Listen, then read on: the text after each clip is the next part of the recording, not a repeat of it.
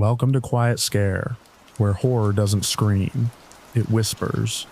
Real documented experiences, selected with care, and adapted for quiet, sleep-friendly listening. Truth stays firm. The mood deepens. Please like and subscribe, and tap the bell for new episodes. No more than 3 ads in the first 15 minutes, then uninterrupted playback. Literary horror shaped from authentic accounts for sophisticated listeners. Sleep well and dream dark.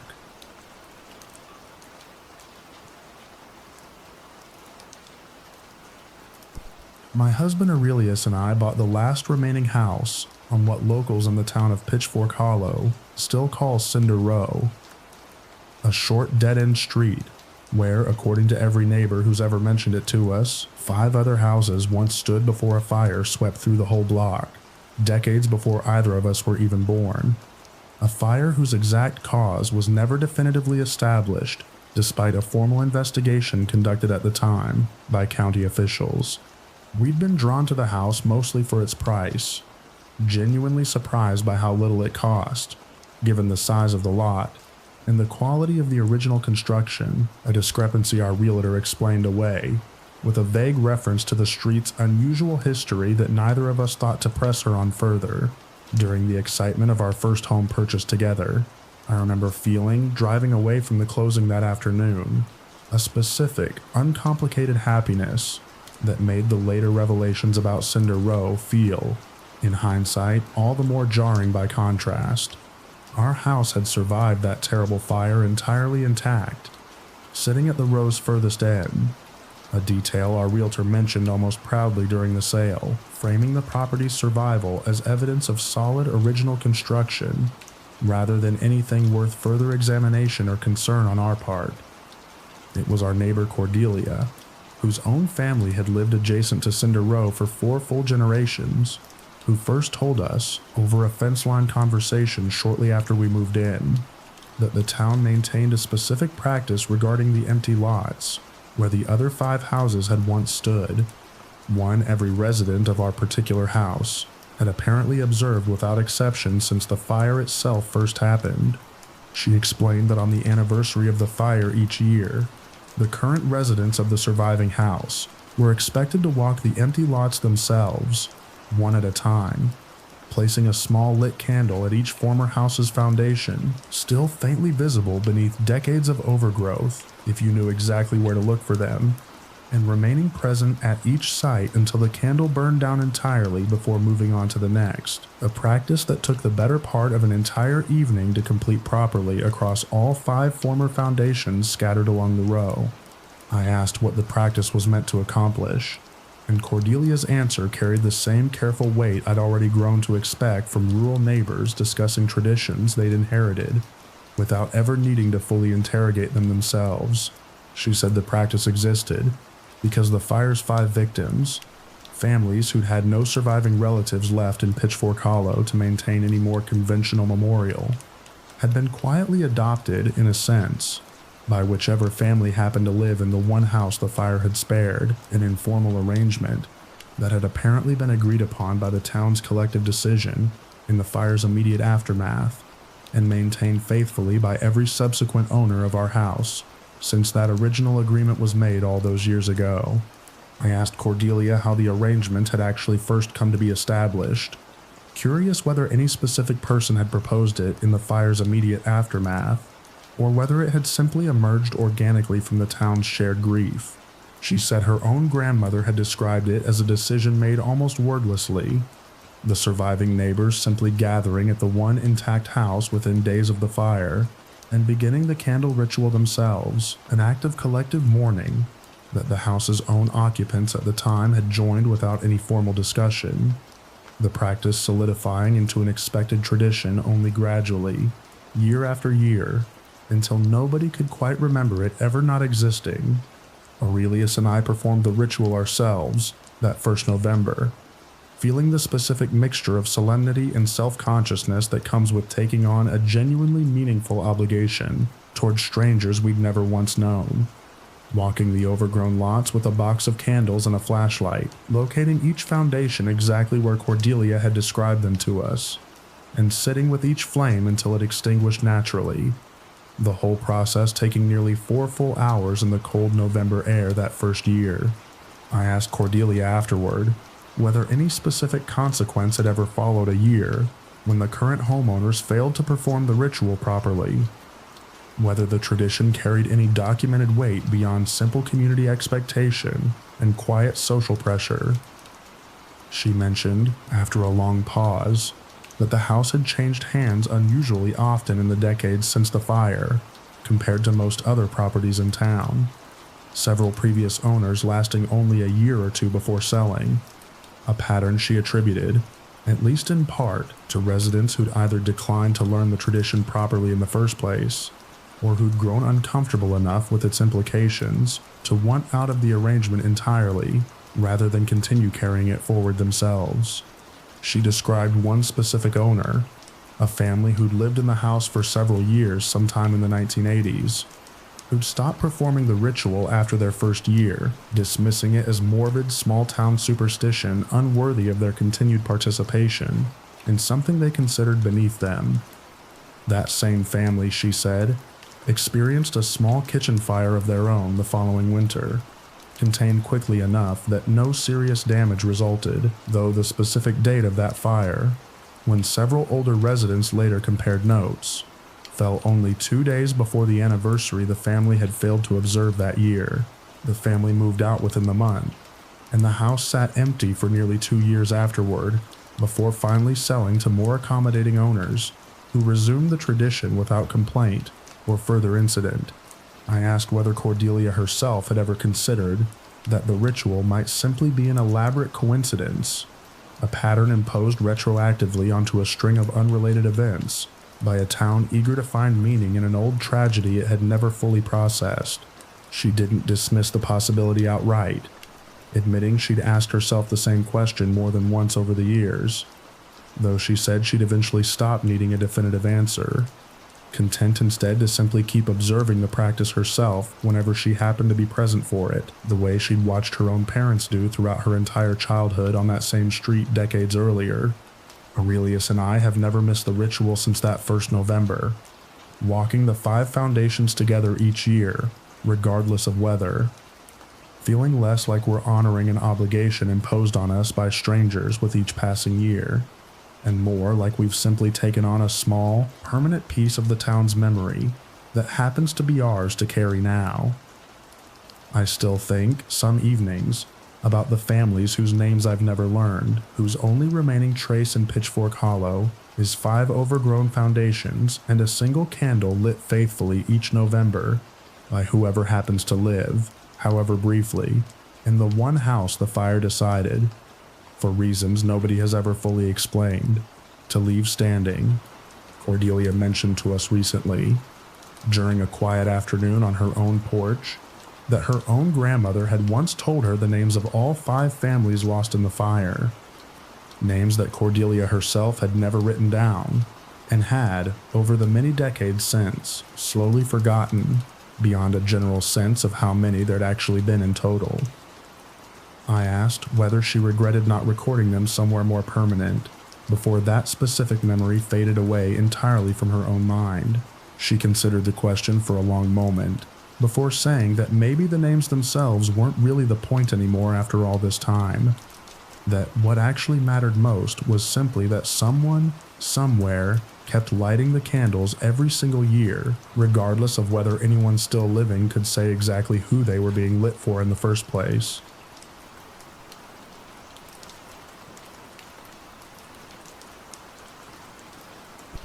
The old one-room schoolhouse in the town of Millrace Bend had been converted decades ago into the local historical society's small museum, though it still held its original attendance register, a leather-bound ledger the society displayed under glass, open to a specific page from sometime in the 1920s, a detail I noticed on my very first visit after moving to town for a new position, teaching at the region's much larger consolidated school district. I'd taken the teaching position mostly for the pay increase over my previous district, and Millrace Bend itself had appealed to me during the interview process, mainly for its proximity to family a few towns over. Nothing about the town's specific history factoring into my decision at all, beyond the practical convenience of a shorter commute to visit my parents on weekends. I remember touring the small museum that first weekend, purely out of idle curiosity, the kind of quiet thing you do to fill a Saturday afternoon in an unfamiliar town, never once expecting the visit to become something I'd think about as often as I eventually did in the months that followed. I mentioned the old register to my new colleague Guinevere, who'd grown up in Millrace Bend herself and taught alongside me at the district school. And she surprised me by saying the society never changed which page the register displayed, keeping it permanently open to that same specific date, rather than rotating through different periods of the schoolhouse's history, the way most museum displays typically did elsewhere. I asked why, assuming some practical concern about preserving the fragile pages from excessive handling over the many years the museum had been open to the public. She said the actual reason was considerably stranger than any conservation concern, and offered, since I seemed genuinely curious, to introduce me to the Historical Society's longtime curator, an elderly woman named Wilhelmina, who'd maintained the museum for over 4 decades by that point. Wilhelmina explained. When I visited her directly the following week during the museum's quiet midweek hours, that the register's page had been fixed at that particular date since the museum's founding, because that specific day marked the last time an entire class had been recorded together, before an illness swept through the schoolhouse that same winter, ultimately claiming the lives of nearly a third of the students listed on that exact page. A tragedy severe enough that it had reshaped the whole town's collective memory for a generation afterward, spoken about in careful hushed terms even by residents who'd been born decades after it happened. I asked why the society chose to display that particular painful moment, rather than something more celebratory from the schoolhouse's much longer history overall. Wilhelmina said the choice wasn't really about commemoration in the way I was assuming, explaining instead that the page had been kept open to that date specifically, because closing the register, even to preserve it, or turning to any other page at all, had been tried exactly twice in the museum's history, both times resulting in what she described only as disturbances. Serious enough that both previous curators had independently decided to return the book to its original open page and never attempt changing it again for the rest of their tenure. I pressed her for specifics, and she described the first incident, which had occurred under the museum's founding curator sometime in the 1960s, as involving a series of unexplained cold spots and object displacements throughout the schoolhouse building.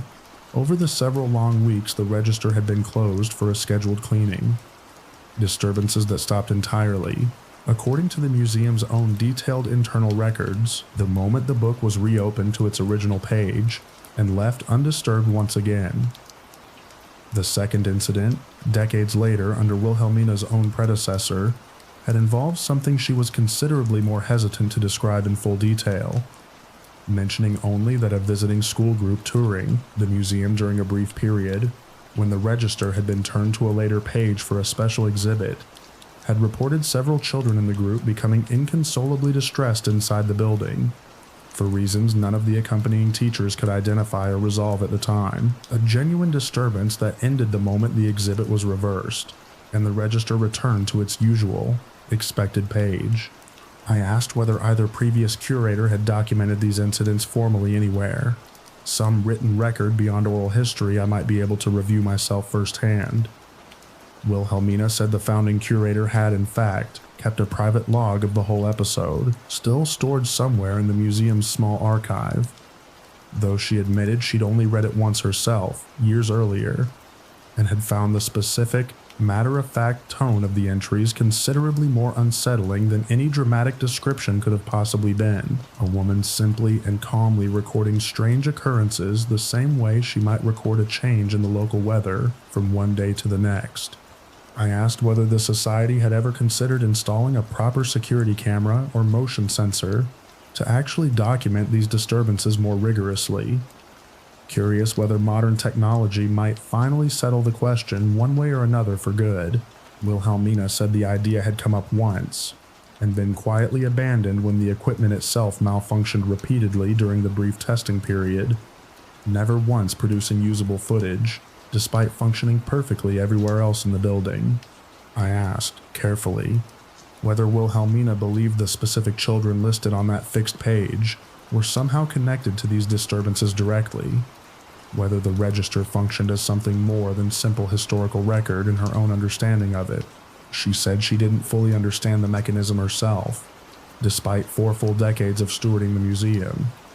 though she'd come to believe, the way her own predecessor apparently had before her, that those particular children, the ones whose final recorded day of ordinary schoolhouse life happened to be captured on that specific page, seemed to require their presence kept visible and acknowledged, rather than folded away into the same undifferentiated historical record as every other class that had passed through those same doors over the decades since. I found myself returning to the museum more often after that conversation, drawn less by professional curiosity about local history, and more by a specific, difficult-to-name obligation I felt toward Wilhelmina's careful stewardship of something she clearly took seriously, despite being unable to fully explain it even to herself, after all these many years of maintaining it faithfully. I asked her, on one visit, what would happen to the register once she was no longer able to maintain the museum herself, whether the tradition of keeping that particular page open would survive her own eventual retirement, or fade away once she was no longer there to enforce it personally. She said she'd already begun training a successor for the role, a younger woman from town, who'd grown up hearing the same careful, half-explained warnings about the register that Wilhelmina herself had received decades earlier from her own predecessor before her, and that she trusted the practice would continue exactly as it always had done, passed down the same way most of Millrace Ben's quieter obligations seemed to pass down through the generations, through careful instruction rather than any formal documentation, one caretaker to the next, for however many more generations the register itself managed to hold together going forward. I asked Wilhelmina, near the end of that same conversation, whether she'd ever felt any particular pull toward one specific name on that fixed page, some sense of individual connection, rather than a general obligation toward the class as a whole group. She considered the question for a long moment, before admitting, quietly, that she had. A girl whose entry included a small, careful star drawn beside her name, by whatever teacher had originally kept the register all those many decades ago, a detail Wilhelmina had never been able to explain, but had found herself, across 4 full decades of stewardship, unable to stop noticing every single time she passed the display case on her way through the museum.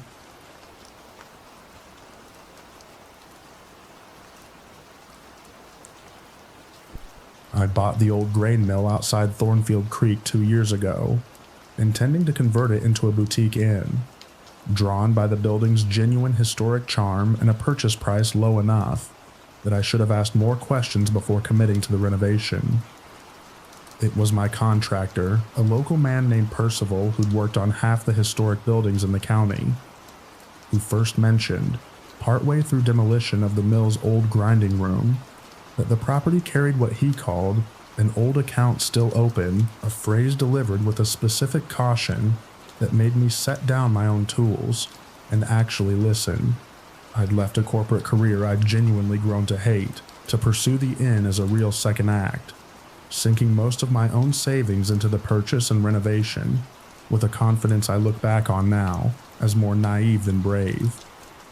Percival had come recommended by half the town, the kind of contractor who genuinely seemed to love the old buildings he worked on, rather than simply treating them as a paycheck.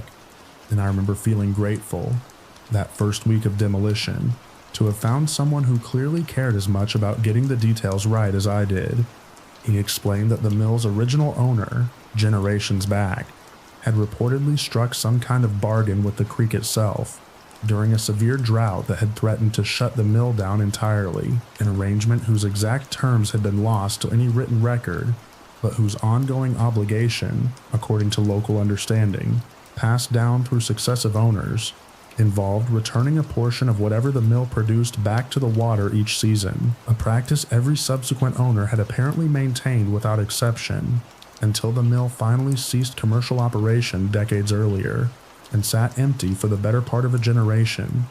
I asked Percival what specifically was meant to be returned,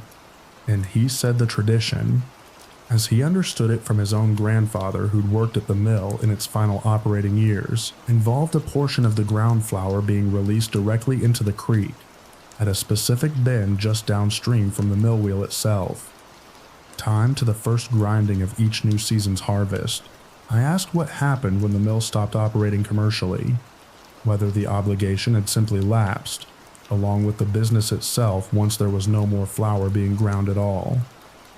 Percival said he genuinely didn't know, since nobody had needed to think about it in the decades since the mill sat empty, though he mentioned, with visible unease, that renovating the building back into active use might reasonably be expected to reopen a question nobody currently living had any real framework for answering properly. I pressed him further, curious whether his grandfather had ever described what happened during the years the mill genuinely struggled, before the arrangement had apparently been struck in the first place.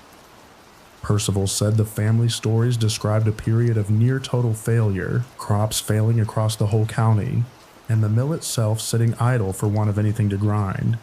right up until the owner at the time made whatever arrangement he'd made,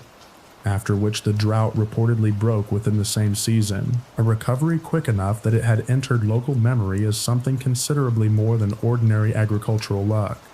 I found the whole account difficult to take entirely seriously, though I'd learned enough by that point, living in the area and hearing similar stories from other longtime residents, not to dismiss it outright either, without at least considering it carefully. I asked Percival's advice directly, since he clearly had more practical experience with these kinds of local traditions than I did myself. He suggested, somewhat reluctantly, that I consider making some token gesture toward the original practice once the inn opened, more as a reasonable precaution than any genuine spiritual conviction on his part, though he was careful to frame the suggestion as entirely my own decision to make, regardless of what he personally believed. I decided, mostly to ease my own construction crew's visible unease, more than any belief of my own, to arrange a small ceremony the week the inn officially opened its doors, releasing a portion of flour from the building's now decorative mill wheel into the creek at the same bend Percival had described, a gesture that felt in the moment more like historical reenactment for our first guest's benefit than anything genuinely meaningful to me personally. The inn's first full season passed without any incident worth mentioning at all. Business steady and our small staff settling comfortably into the rhythms of hospitality work neither of us had much prior experience with. It was during our second season, after I'd let the flower ceremony lapse entirely amid the daily chaos of running an actual business, too busy with the actual demands of running the business, to remember a gesture that had felt largely symbolic in the first place anyway, that problems began accumulating in ways I found harder and harder to write off as ordinary bad luck. The creek itself, without any change in regional rainfall or upstream development that our county's water management office could identify, began running unusually low that whole summer. Low enough that our decorative mill wheel, restored specifically as a charming feature for guests, stopped turning entirely for weeks at a stretch, despite functioning perfectly the previous year under similar seasonal conditions we'd all assumed were basically identical. Our well water, drawing from the same aquifer, developed a persistent, faint mineral taste guests began commenting on in reviews, an issue our water testing service found no clear chemical explanation for, despite multiple rounds of careful sampling conducted over several consecutive weeks that summer. I mentioned all of this to Percival eventually, more out of genuine frustration than any real expectation that he'd connect it to the mill's old obligation right away, and he asked, carefully, whether I'd kept up the flower ceremony that second year of operating the inn. I admitted I hadn't, and he grew quiet in a way that told me he'd already suspected as much, before he'd even asked me the question directly. We resumed the practice properly that following autumn, a full, deliberate ceremony rather than the hurried gesture I'd managed the first year,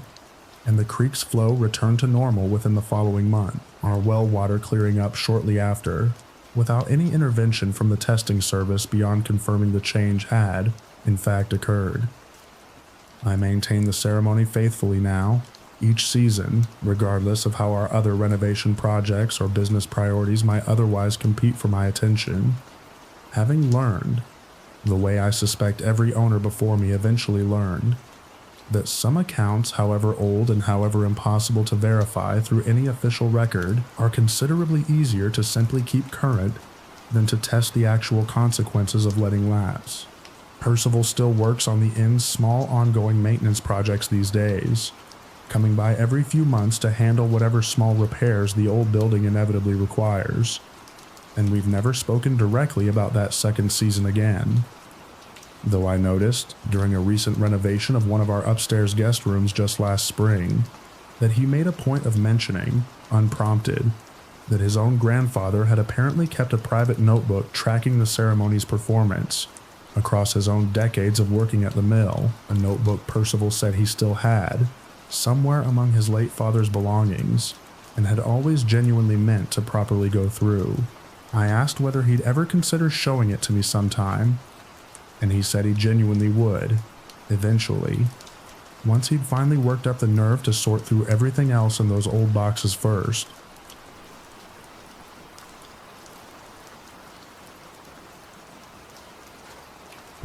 I joined the choir at Belrose Chapel in the small town of Pennywise Junction, mostly for the social connection, having just moved there for a job transfer, and knowing few people beyond my immediate co-workers. And it was during my second rehearsal that I noticed the choir director, an elderly woman named Serafina, who'd led the group for over 30 years, always saved one particular song for the very end of every rehearsal, performed only once we'd otherwise finished for the evening, and most of the newer members had already begun packing up to leave. I'd never been particularly religious growing up as a kid, and joining a church choir felt, at the time, like a slightly odd choice even to me, though the job transfer had landed me somewhere I knew absolutely no one, and a co-worker had mentioned, almost in passing, that the Belrose Choir welcomed new members, regardless of their actual faith, more interested in genuine musical enthusiasm than doctrinal commitment. I showed up to my first rehearsal nervous and mostly friendless, and left it, several hours later, surprised by how quickly the group's warmth had put me at ease. I stayed late myself one Thursday,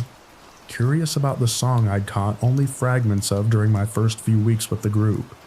and found the remaining choir members, all of them longtime residents who'd sung together for decades, forming a tighter circle than usual, singing something slower and more solemn than anything in our regular hymnal, a piece I didn't recognize from any collection I'd ever encountered in years of casual church attendance elsewhere before moving to Pennywise Junction. I asked Serafina about it afterward, and she seemed genuinely pleased that I'd stayed to hear it, though her explanation carried the same careful weight I'd already learned to recognize from small-town neighbors discussing something foundational they'd absorbed without fully questioning themselves over the years. She said the song was called simply "The Second Song," sung at the end of every single rehearsal and every single service without exception. A practice she said had been maintained continuously since the chapel's founding over a full century earlier, its lyrics passed down through direct instruction from choir member to choir member, rather than ever being formally written into any hymnal the congregation used publicly. I asked what the song was actually about, since the words themselves, sung in a dialect that felt older and stranger than anything else in the service, meant nothing to me despite my best efforts to follow along carefully during that first time I heard it performed in full. Serafina said the song was, as best she understood its meaning after decades of singing it herself, an invitation, extended each time it was performed, to a specific presence she described only as "those who founded this ground before the chapel stood on it," a phrase that unsettled me more, coming from a soft-spoken elderly choir director, than it might have from anyone else in that room. I asked, carefully, whether she'd ever considered simply asking a linguist or historian to properly translate the lyrics, curious whether anyone outside the choir's own oral tradition had ever attempted to pin down the song's exact meaning through more formal means. Serafina said the subject had come up exactly once, decades earlier, when a visiting academic had expressed interest in recording the choir for a folklore archive, an offer the choir's older members at the time had politely but firmly declined, a decision Serafina herself hadn't fully understood, until she'd been leading the group long enough to develop her own instinct that some things were better left translated only by the people who'd earned the right to sing them. I asked whether that presence had ever actually manifested in any way during the many decades she'd been singing the song herself. She said carefully that manifestation wasn't quite the right word for what happened, though she confirmed that certain nights, unpredictably, the temperature in the chapel's back corner dropped noticeably during the song's performance, a phenomenon several longtime choir members had independently confirmed feeling over the years. Despite no obvious drafts or structural explanation the building's own maintenance staff had ever been able to identify or account for. I found myself staying late for the second song, more often after that conversation, partly out of genuine curiosity, and partly, I'll admit, out of a growing fondness for the choir's older members and the quiet ritual itself, regardless of whatever it was actually meant to accomplish in any concrete sense. I felt the cold spot myself for the first time, about 4 months into my membership, an unmistakable, localized chill settling into the chapel's back corner during the song's third verse, gone entirely by the time the final note finished, indistinguishable in the moment from any ordinary building draft except for how precisely it seemed to correspond to the music itself, rather than any weather or ventilation pattern I could identify. I asked Serafina, once I'd finally experienced it myself firsthand, whether the choir had any theory about what exactly the song was requesting from whatever presence it addressed, or whether it served some other purpose beyond simple acknowledgement of the past. She said the choir's own understanding, passed down alongside the song itself across generations, was that the invitation existed to keep whatever had been displaced when the chapel was originally built feeling remembered rather than forgotten entirely, a distinction she said mattered more than I might initially assume, since forgotten things, in her long experience of Pennywise Junction's own quiet local history, tended eventually to make their displeasure known in ways considerably less subtle than a simple cold spot during a hymn. I asked what she meant by that specifically, curious despite a growing unease at how casually she delivered increasingly unsettling information to me. She mentioned, briefly, a period in the 1960s when the choir had gone through a stretch of turnover severe enough that the second song had nearly stopped being taught properly to newer members, a gap of perhaps 2 full years, during which the tradition had been maintained only inconsistently by whoever happened to still remember the words. That same period, she said, coincided with an unusual string of minor accidents and illnesses among the congregation, nothing dramatic or clearly connected to any single cause, but enough of a pattern that the choir's older members at the time had insisted on recommitting fully to the second song's proper, uninterrupted performance once again, a commitment that had held steady, without another gap, in all the decades since that difficult stretch. I still sing in the choir now, staying late every single rehearsal for the second song, regardless of how tired I am or how eager I might otherwise be to head home. Having absorbed, without ever quite deciding to, the same quiet sense of obligation Serafina and the other longtime members clearly carry toward a practice none of us can fully explain, but none of us, any longer, feel willing to test the absence of, Serafina mentioned to me recently, during a quiet moment after a particularly well-attended rehearsal one evening, that she'd started actively looking for someone to eventually take over leading the second song, specifically since her own voice wasn't quite what it used to be anymore, and she wanted to make certain the transition happened smoothly, rather than being left to pure chance whenever she finally decided to step back for good. I found myself, without really thinking it through at all, volunteering before she'd even finished the sentence, surprising both of us equally in that moment, and she smiled in a way that told me she'd been quietly hoping I might say exactly that all along, ever since our very first conversation together.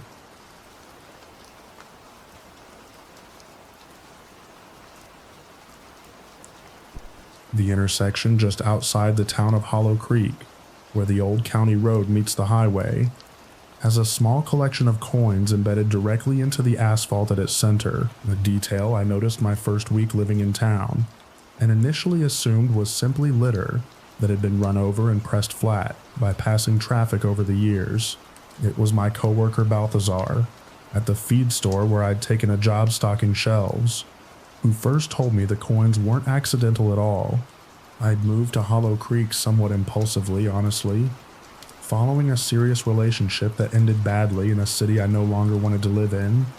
and I'd taken the first stable job I could find,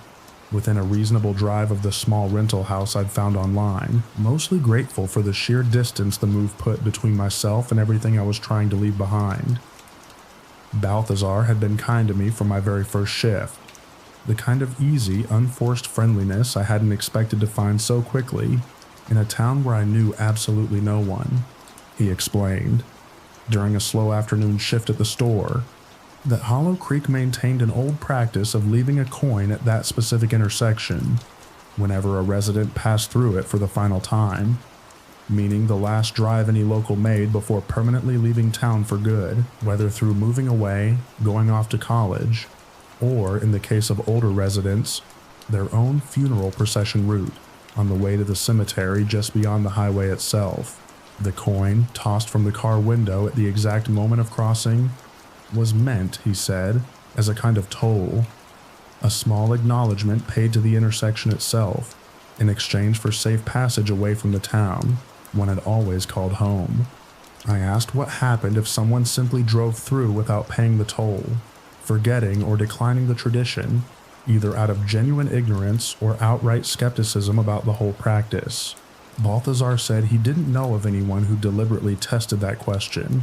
since the practice was drilled into every Hollow Creek child from a young age, part of learning to drive itself, an instruction as automatic as checking mirrors before changing lanes. He did know, he added, of at least 2 occasions where someone had genuinely forgotten in the rush of a stressful move, only to turn back within days, their new situation elsewhere having fallen through unexpectedly, for reasons that had nothing directly to do with the toll, but that the whole town nonetheless quietly attributed to the oversight, regardless of what actually happened. I asked him directly whether he'd ever paid his own toll himself, curious whether Balthazar had ever left Hollow Creek and come back, or whether he'd simply grown up believing in the tradition his whole life, without ever needing to test it personally himself. He said he'd left once, briefly, for a few years of trade school in a city a few hours away from Hollow Creek, and described the specific ritual of that particular departure in vivid detail. His whole family gathering at the crossroads to see him off exactly the way I'd later experience it myself, an image that made the tradition feel, for the very first time, less like simple local color, and more like something Balthazar had genuinely carried with him the entire time he'd been away. I found the tradition charming, in the way I'd started to find most of Hollow Creek's small customs, the kind of harmless local color that made a town feel distinct, without genuinely concerning me at the time. It stayed a pleasant curiosity right up until my own situation changed, that following spring, when my mother's declining health back in my home state meant I needed to leave Hollow Creek myself, packing up the modest life I'd built there over just under 2 years, to move back and care for her full time. A decision I made within days once her doctor's tone on the phone made clear how quickly things had shifted. Balthazar helped me pack that final week, along with a handful of other co-workers I'd genuinely come to think of as friends, despite the short time I'd known them. And I remember being struck, watching them all move so efficiently through my small rental house, by how completely a place I'd chosen almost at random had somehow become somewhere I now felt real grief about leaving. Balthazar, along with several other co-workers and neighbors I'd grown close to during my short time in town, saw me off the morning I finally left, following behind my packed car in a small informal procession to the crossroads itself, where they waited, parked along the shoulder, watching as I approached the intersection at the appropriate slow speed the tradition apparently required, and tossed a quarter from my open window At the precise moment my front tires crossed the intersection's center line, exactly the way I'd watched countless other departures described to me over the preceding 2 years. I felt genuinely moved by the gesture, more than I expected to given how recently I'd actually learned the tradition existed at all. And I drove the rest of the way out of town with an unexpected lump in my throat, grateful for a community that had taken me in briefly but completely during my short time there among them. It was almost a year later, settled back into my mother's care full time, that I got a call from Balthazar himself, catching up after months of only occasional texts back and forth, who mentioned, almost as an aside near the end of our conversation, that a young man who'd grown up in Hollow Creek but moved away for college several years back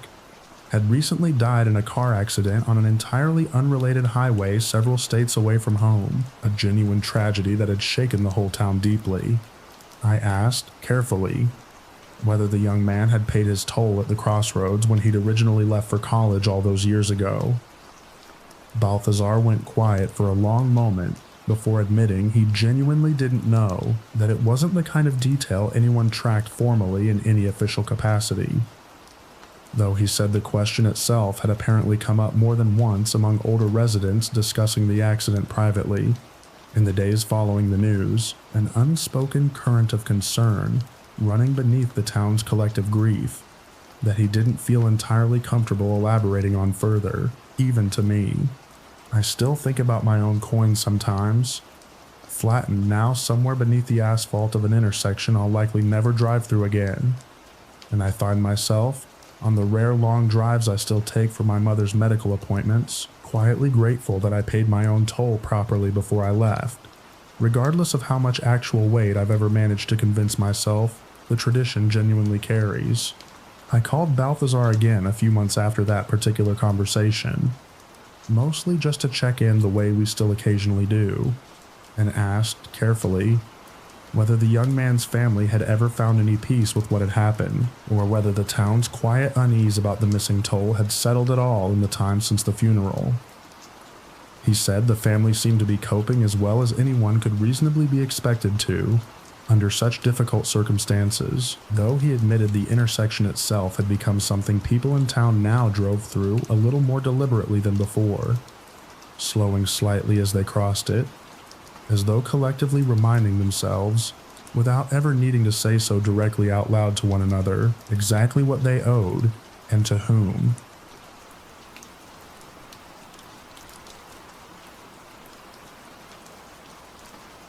My Aunt Prudence left me her apple orchard outside the town of Belhaven when she passed last year, 40 acres of old, gnarled trees she'd tended her entire adult life, and I moved out from the city to take over the property myself, mostly out of sentiment, rather than any real agricultural ambition. It was our neighbor Ignatius, whose own family had farmed the adjoining land for many generations, who first mentioned, during a fence line introduction that very first week, that the orchard carried what he called a standing arrangement with the town, one my aunt had apparently maintained faithfully every single autumn, without exception for the rest of her life. I'd spent childhood summers at that same orchard, visiting my aunt every August as a kid, though I'd never once, in all those many years of picking apples alongside her and eating dinner at her worn kitchen table, heard her mention anything at all about a standing arrangement, or an offering of any kind whatsoever. Not once, in all those childhood summers. I remember feeling a specific, disorienting grief in those first difficult weeks after her death, discovering how much of her actual daily life had apparently remained entirely invisible to me, despite how close we'd always seemed to each other. I asked what the arrangement actually involved specifically, assuming some kind of informal agreement about shared equipment or seasonal labor exchange, common enough among rural neighbors in this part of the county. Ignatius explained, instead, that every harvest my aunt had set aside a specific portion of her apple crop, not sold or donated through any official channel, but left instead at the edge of the orchard nearest the old town cemetery, an offering he described as compensation for what he called the ground's patience, a phrase he delivered with the same careful vagueness I was already growing accustomed to hearing, from rural neighbors discussing traditions they'd absorbed without ever fully interrogating themselves. I pressed him further, curious despite myself, and he eventually explained that Bellhaven's original settlers had cleared the orchard's specific plot of land from what had previously been used, generations earlier, as an informal burial ground for the town's poorest residents, those without family plots or proper headstones of their own. A practice common enough in many small towns' early histories, but one that Bellhaven, unlike most places, had apparently never fully stopped accounting for even after the orchard itself was planted directly over that old ground decades later. I found the story genuinely unsettling, in the way any account of unmarked graves tends to be. Though I told Ignatius I wasn't sure I felt obligated to continue a tradition that predated my own ownership by well over a century, especially one with no documentation beyond oral history, and my aunt's private habit that she'd apparently never once shared with me directly. He didn't push the point, though he mentioned, before we parted that day, that my aunt had once told him she'd tried skipping the offering herself early in her own ownership of the orchard, curious whether the tradition held any actual weight, or was simply an inherited superstition worth quietly abandoning once and for all. I asked what had happened. Ignatius said the following spring had produced the worst blight my aunt ever experienced on the property, a fungal infection that spread through nearly a third of her oldest trees, before she finally brought in outside help to address it, an outbreak with no clear environmental cause that the agricultural extension office she'd consulted could ever fully explain. She'd resumed the offering the following autumn, he said, and the blight never recurred in the decades she farmed the land afterward, a recovery he said had struck even the extension office's own specialists as unusually complete, given how aggressively the fungal infection had initially spread through her orchard. I asked whether the extension office had ever offered any theory of their own for why the blight had cleared so thoroughly once it finally did, curious whether some more mundane explanation existed alongside the one Ignatius was describing to me. He said they'd credited the treatment regimen they'd prescribed at the time, standard fungicide applications recommended for exactly this kind of infection,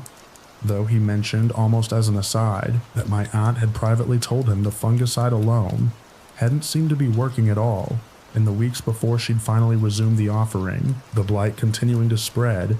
despite every recommended treatment right up until the specific autumn she'd gone back to, leaving apples at the cemetery's edge again. I told myself in the weeks following that conversation that the blight was almost certainly coincidental, a plausible enough agricultural event that required no supernatural explanation at all, the kind of story that accumulates meaning in hindsight,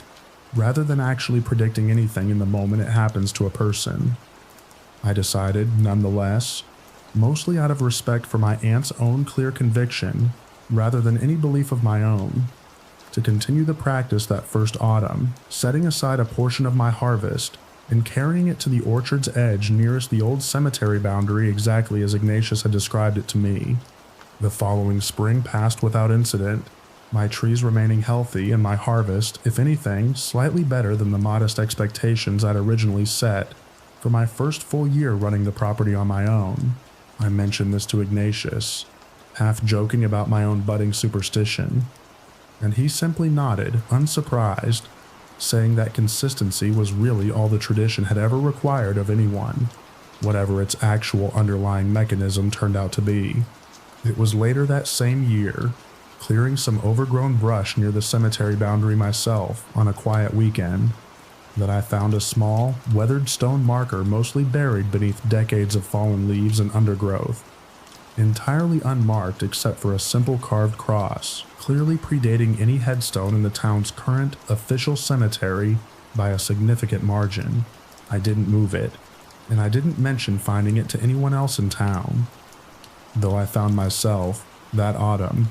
setting my offering down closer to that specific spot than I had the previous year, without ever quite deciding to do so consciously at the time. I still run the orchard now, alone, maintaining the practice my aunt kept for decades before me, and I've stopped needing much convincing about its actual necessity, whether the blight and its absence were ever genuinely connected to anything beyond ordinary agricultural chance. I couldn't tell you with any real confidence. I only know that I sleep better each October once the offering's been left, and that some quiet, unexamined part of me has decided that's reason enough to keep doing it. Regardless of what anyone outside Belhaven might make of the whole practice, if I ever tried explaining it to them directly. I asked Ignatius once, more recently, whether he thought my aunt had ever actually believed in the arrangement herself, or whether she'd simply maintained it out of the same quiet, practical caution I'd apparently inherited from her without ever quite meaning to inherit anything at all. He considered the question for a good while, before saying he honestly couldn't say for certain,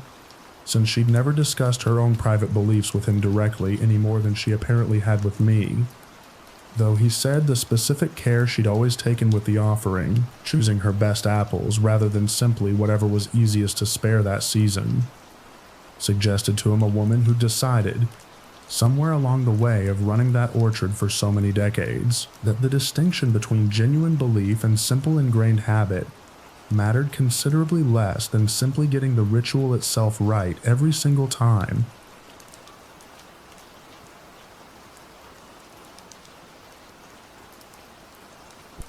The lighthouse at the edge of Cormorant Point stopped operating officially decades ago, replaced by an automated beacon on a much smaller structure nearby, though the original tower still stands, maintained not by any government agency, but by an informal rotation of townspeople who take turns, one night a week, sitting inside it from dusk until dawn, a practice I learned about only after my wife Rosalind and I retired to the point, and were gently informed, within our first few months there, that our turn in the rotation would be coming due before long. We'd chosen Cormorant Point for our own retirement, after many decades in a landlocked city, drawn by old, treasured photographs of the coastline that Rosalind had kept pinned to our refrigerator for years before we finally made the move, promising ourselves this particular retirement dream once our working lives finally allowed for it properly. The town's easy, unhurried rhythms had suited us both immediately upon arrival, and we'd embraced its small quirks and traditions, with the specific enthusiasm of people finally getting to live somewhere entirely of their own choosing, after decades of practical necessity dictating where they'd lived instead. Our neighbor Fenella, an older widow who'd kept the tradition herself for over 30 years, explained the practice to us over tea one afternoon, describing it as a holdover from the town's whaling days, when wives and mothers would keep watch from the tower for ships that were overdue, a practical vigil that had, over generations, transformed into something more ceremonial, once the whaling industry itself disappeared entirely from Cormorant Point's economy. She said the tradition persisted regardless, maintained now purely out of respect for the practice's history, one night a week, every week, without exception, going back further than anyone currently living could personally confirm, a continuity she seemed to take genuine, quiet pride in maintaining herself. I asked what the watch actually involved practically, assuming it amounted to little more than a quiet, contemplative night spent in a picturesque old building, a pleasant if slightly odd civic duty to take on. Fenella confirmed this was mostly accurate, describing an evening of reading or simple rest inside the tower's small keeper's room, checking occasionally that the automated beacon nearby continued functioning correctly, nothing more demanding than that on the vast majority of nights she'd kept the watch herself, over the many decades she'd been doing it. It was the way she said vast majority that caught my attention specifically, and I asked, carefully, what happened on the nights that weren't ordinary at all. She grew quieter, in the particular way I'd already started to recognize as the specific register older residents in these small towns, adopted when discussing something they'd rather not discuss too openly with newcomers, eventually explaining that on rare occasions, perhaps once every several years by her own estimate, the keeper on duty reported seeing a specific light out on the water, distinct from any passing boat or buoy, moving in a manner that suggested deliberate navigation rather than any natural drift, always approaching the point directly, before eventually receding back out to open water, sometime before dawn. I asked what the town's understanding of that light actually was, and Fenella described the prevailing belief plainly enough once she'd finally committed to the subject at all, that the light represented one of the old whaling ships still, in some genuine sense, attempting to make its final approach home. Generations after the ship itself had presumably been lost at sea forever, without any survivors or wreckage ever recovered by anyone. The crew's names known only through old town records, rather than any genuine living memory left in the town at all. The keeper's role, on the specific nights the light appeared, was simply to remain present and clearly visible in the tower window, a continuation, she said, of the original practical purpose the watch had always served since the town's earliest whaling days, offering whatever small comfort a lit window might genuinely represent to something out on the water still looking, after all this time, for a sign that someone still remaining on shore hadn't forgotten to watch for it after all. I asked whether she knew which specific ship, exactly, the town believed the light belonged to, curious whether any actual historical records still survived, to anchor the story to something more concrete than general legend passed down over the years. Fenella said the town's small historical society kept a single surviving manifest,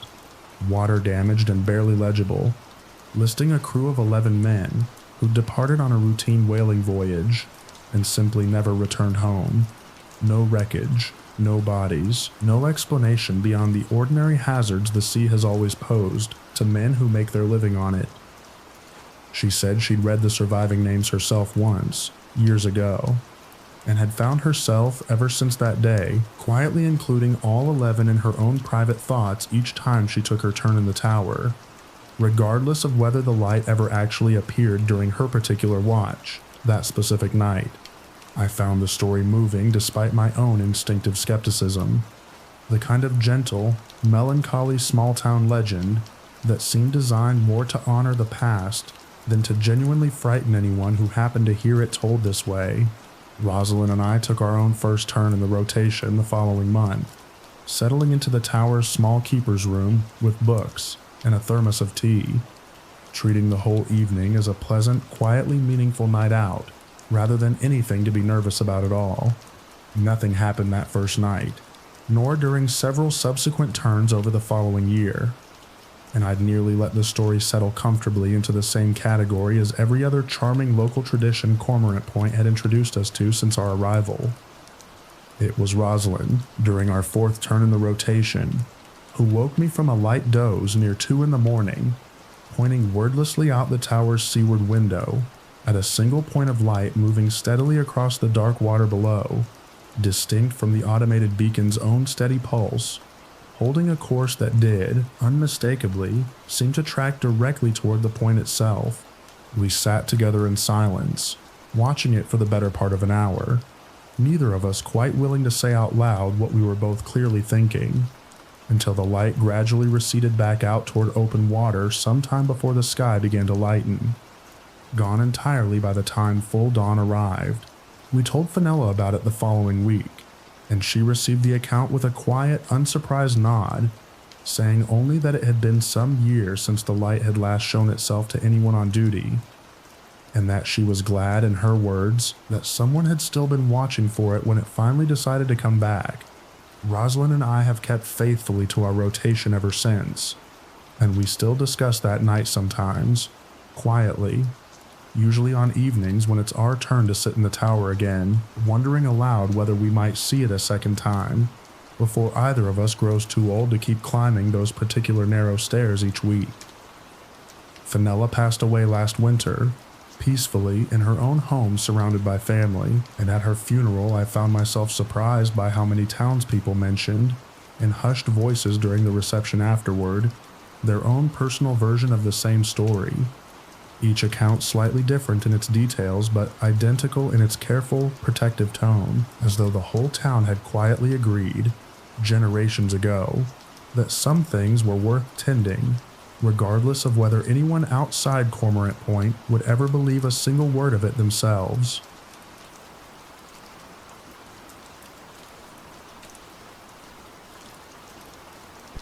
Every May in the town of Corbin's Fold, the Surveyors Guild, an informal group of about a dozen residents who've maintained the role across generations,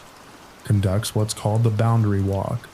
tracing the exact original property lines of the town's oldest homesteads on foot, a practice I learned about only after my husband Osric and I bought a house that turned out to sit directly on one of those historic boundaries. We'd moved to Corbin's Fold entirely for Osric's new position at the county extension office, a modest but genuinely stable job that let us finally comfortably afford a house with real land attached after many years of cramped apartment living, and the property's very specific history hadn't come up at all during the sale process,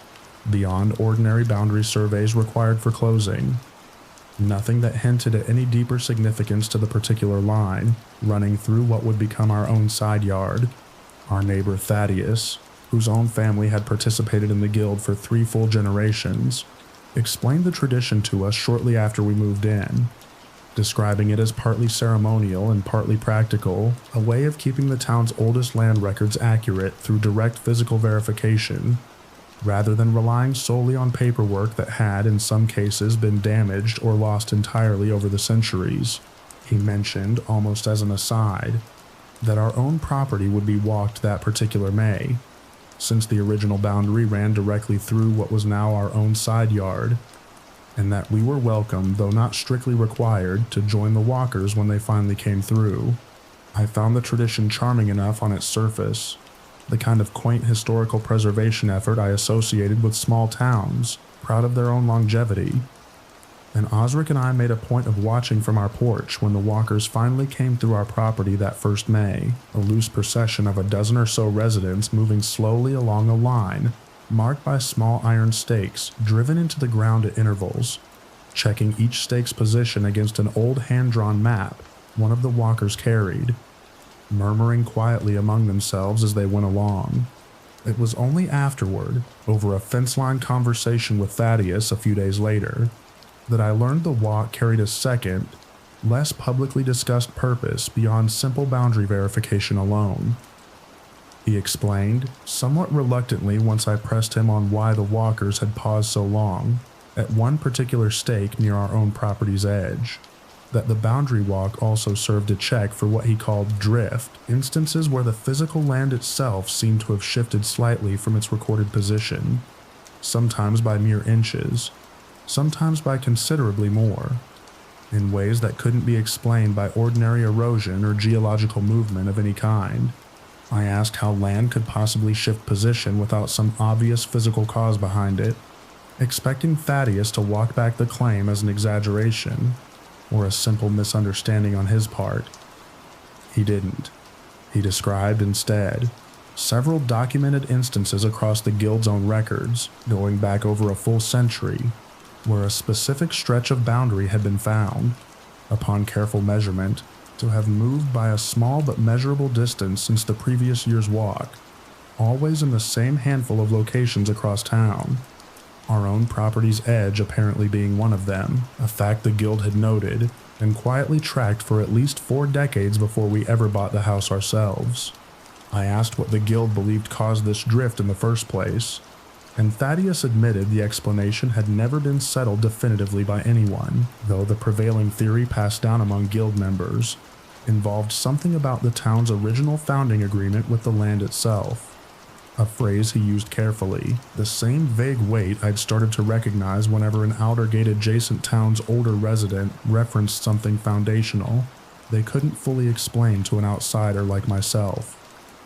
He said the drift seemed to correspond, loosely, to disputes or tensions between neighboring families living side by side, as though the boundary itself responded to unresolved conflict by shifting slightly, testing whether anyone would actually notice or care enough to correct it before the season's end. I mentioned, cautiously, that Osric and I had recently had a genuinely tense disagreement with the neighboring family on the opposite side of our property about a shared driveway easement, a dispute that had grown heated enough that we'd stopped speaking to them directly for several weeks before eventually reaching an uneasy resolution through a court-appointed mediator. Thaddeus grew quiet at this admission, then asked, carefully, whether that particular dispute had been resolved before or after this particular May's walk had already taken place. I told him it had settled itself only the week before,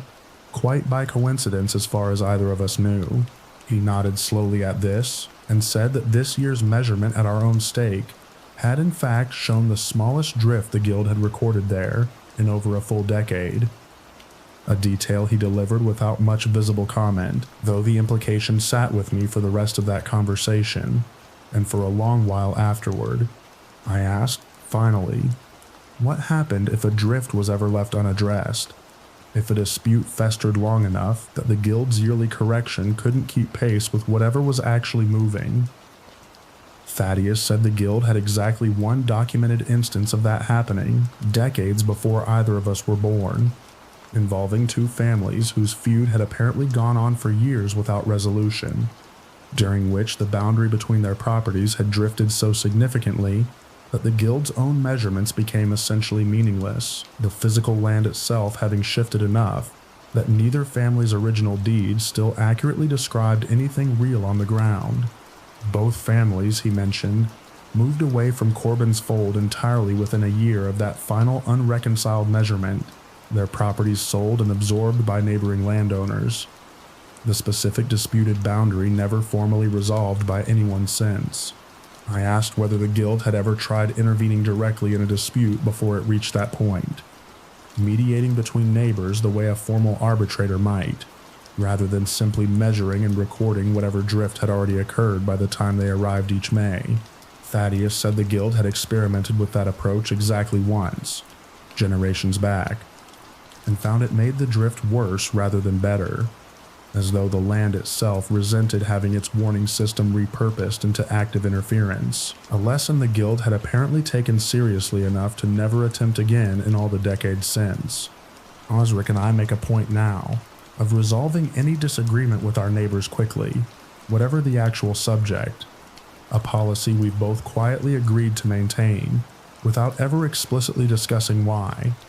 And I find myself, every May, watching the walkers move slowly along our property's edge, with a specific attentiveness I never felt that first innocent year,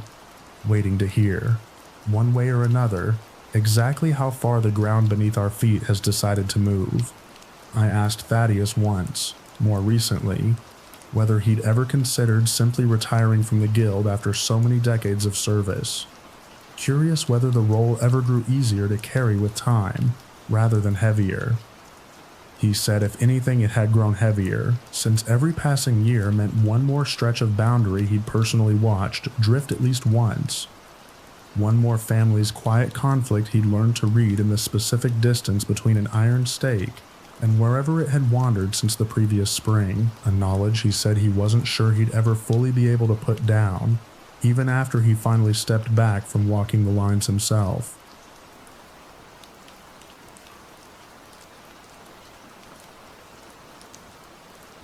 My daughter Winifred was born in the small river town of Aldergate,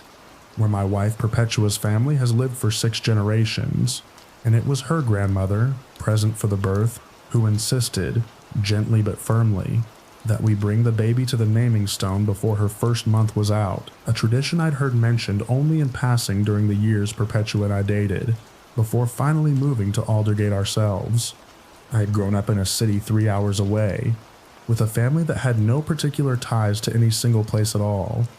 and Perpetua's deep roots in Aldergate had always struck me as one of the more appealing parts of building a life with her, the sense of belonging to something larger and older than either of us individually could claim on our own.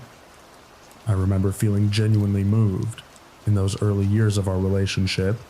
whenever she described some small town custom I'd never encountered before, though I'll admit the naming stone tradition specifically had always sounded, in her earlier descriptions, more sentimental than anything requiring my actual direct participation as a parent myself.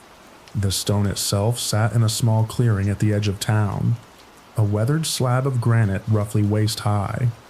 worn smooth on its top surface by what looked like centuries of hands resting against it, though nothing about its appearance suggested any obvious ceremonial purpose to an outsider glancing at it casually for the first time.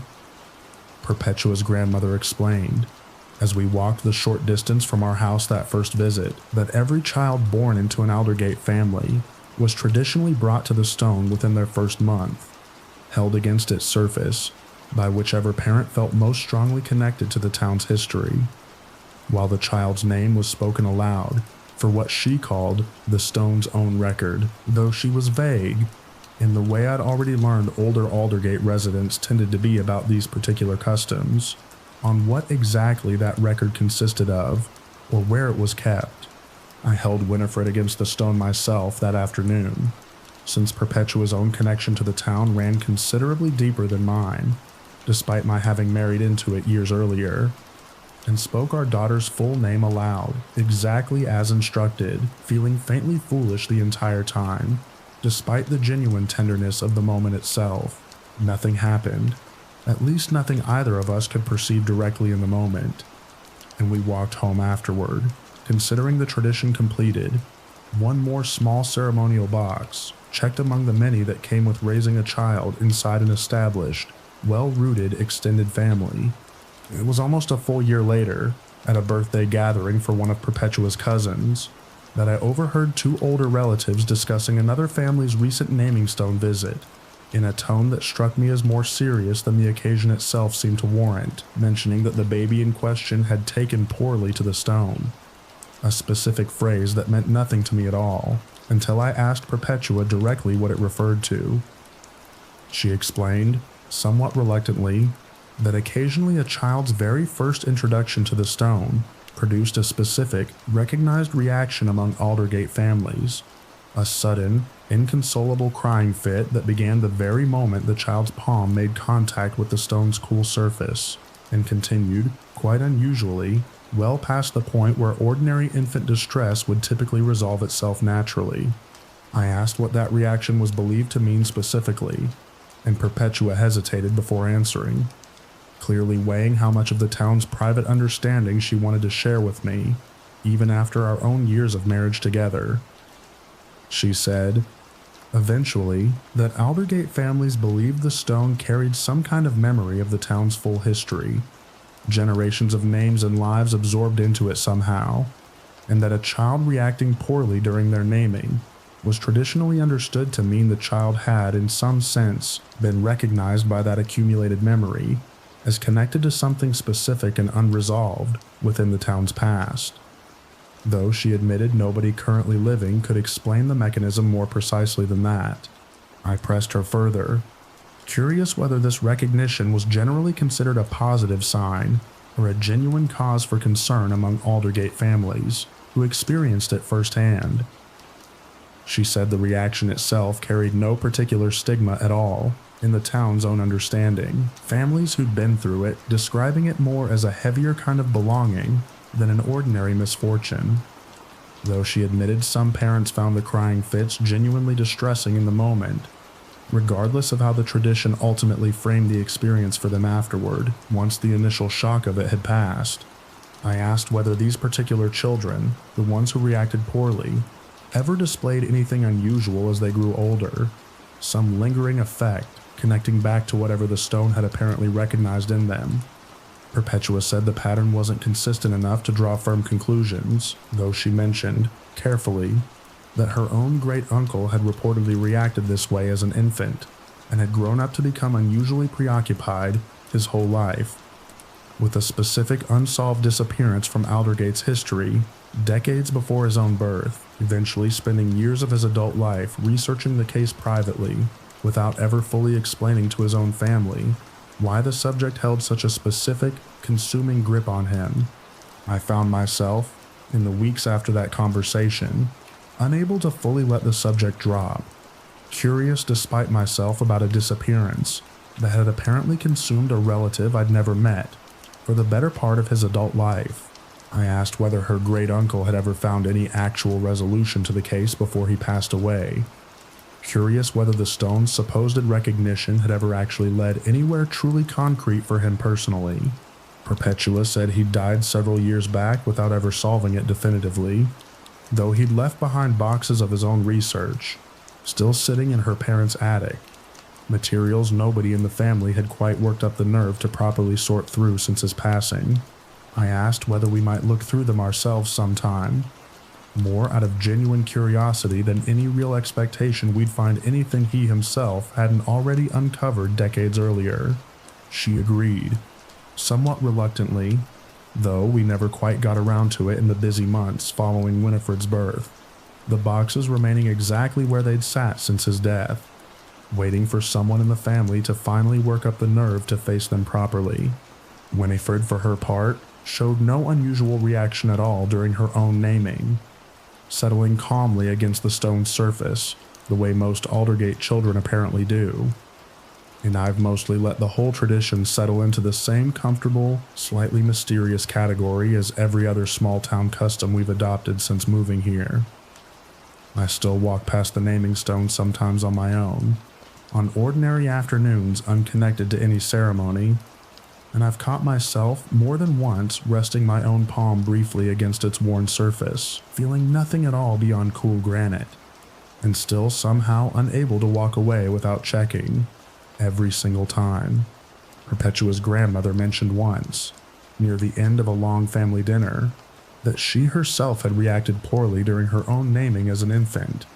a detail I'd never heard before despite years of hearing about the tradition secondhand from Perpetua and other relatives over the years. When I asked what unusual preoccupation, if any, had followed her into adulthood the way it apparently had for Perpetua's great-uncle,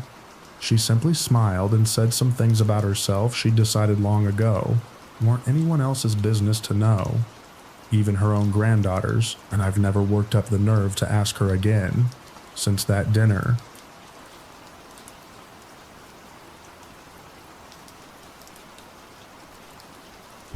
Every January in the small coastal town of Gray Harbor, on a night the town calendar simply labels Lantern Walk without further explanation, every household is expected to hang a single lit lantern outside their front door from dusk until dawn, a tradition I first encountered the winter after my husband Fenwick and I bought our house there, when our new neighbor Marisol stopped by unannounced to hand us a lantern of our own, already fitted with a candle, explaining only that we'd need it for the walk that Friday.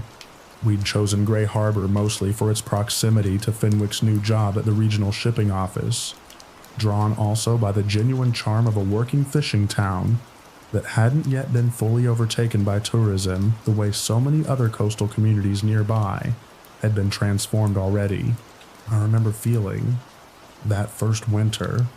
a specific pride in how quickly we'd been welcomed into the town's rhythms, Marisol's unannounced visit with the lantern striking me at the time as exactly the kind of neighborly warmth I'd hoped small-town living might offer, after years spent living in a much less friendly city apartment building where neighbors barely acknowledged each other in passing. I asked what the walk actually involved, assuming some kind of community parade or festival procession, similar to other small-town traditions we'd encountered since moving into the area.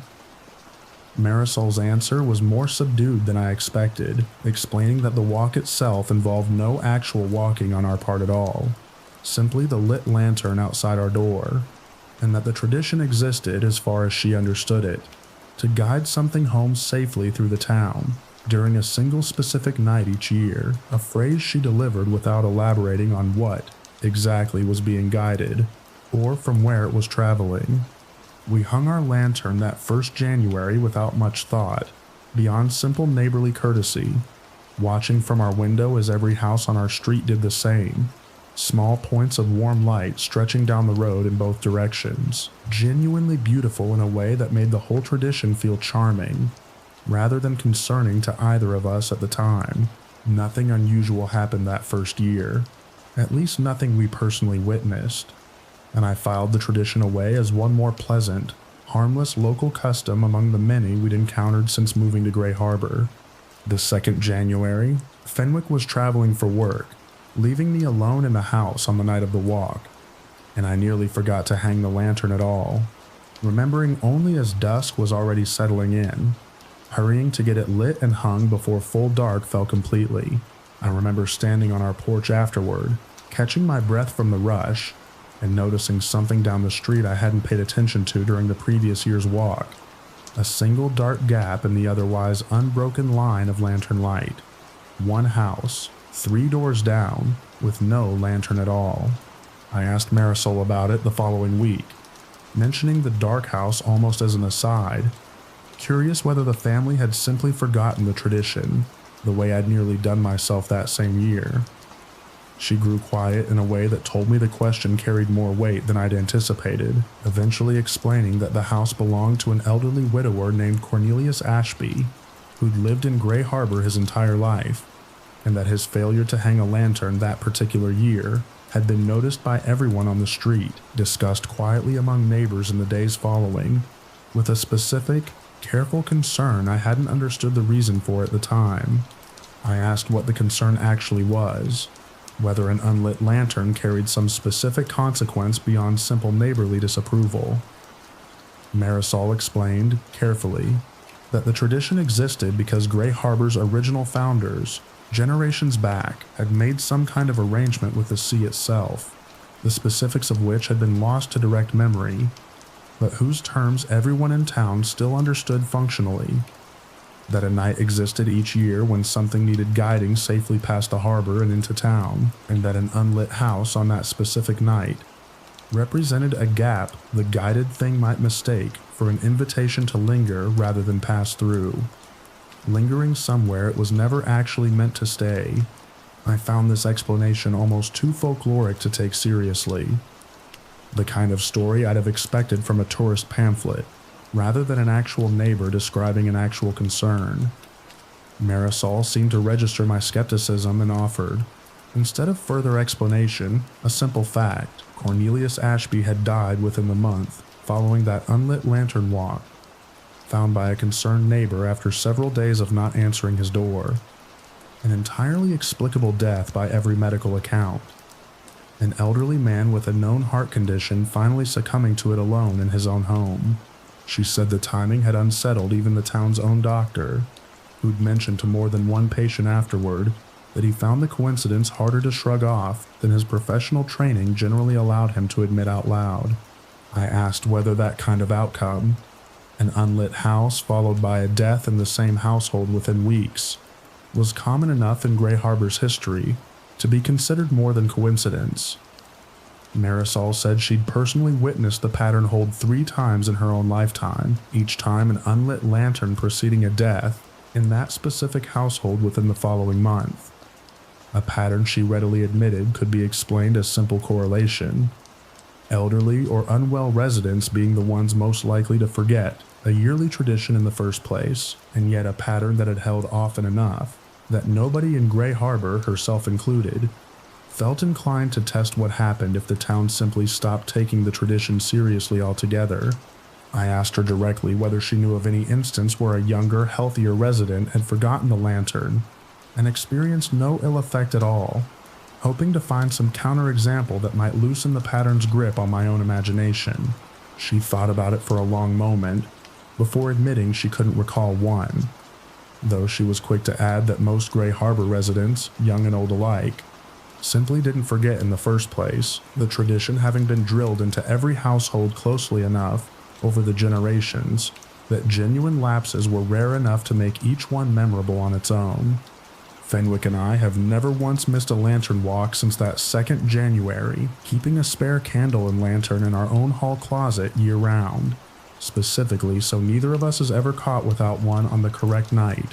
regardless of travel schedules or simple forgetfulness on either of our parts. I still watch the street each and every year from our window, as the lanterns come alight one by one, counting them without ever really meaning to, relieved every single time the line runs unbroken from one end of the road to the other. Marisol mentioned to me recently,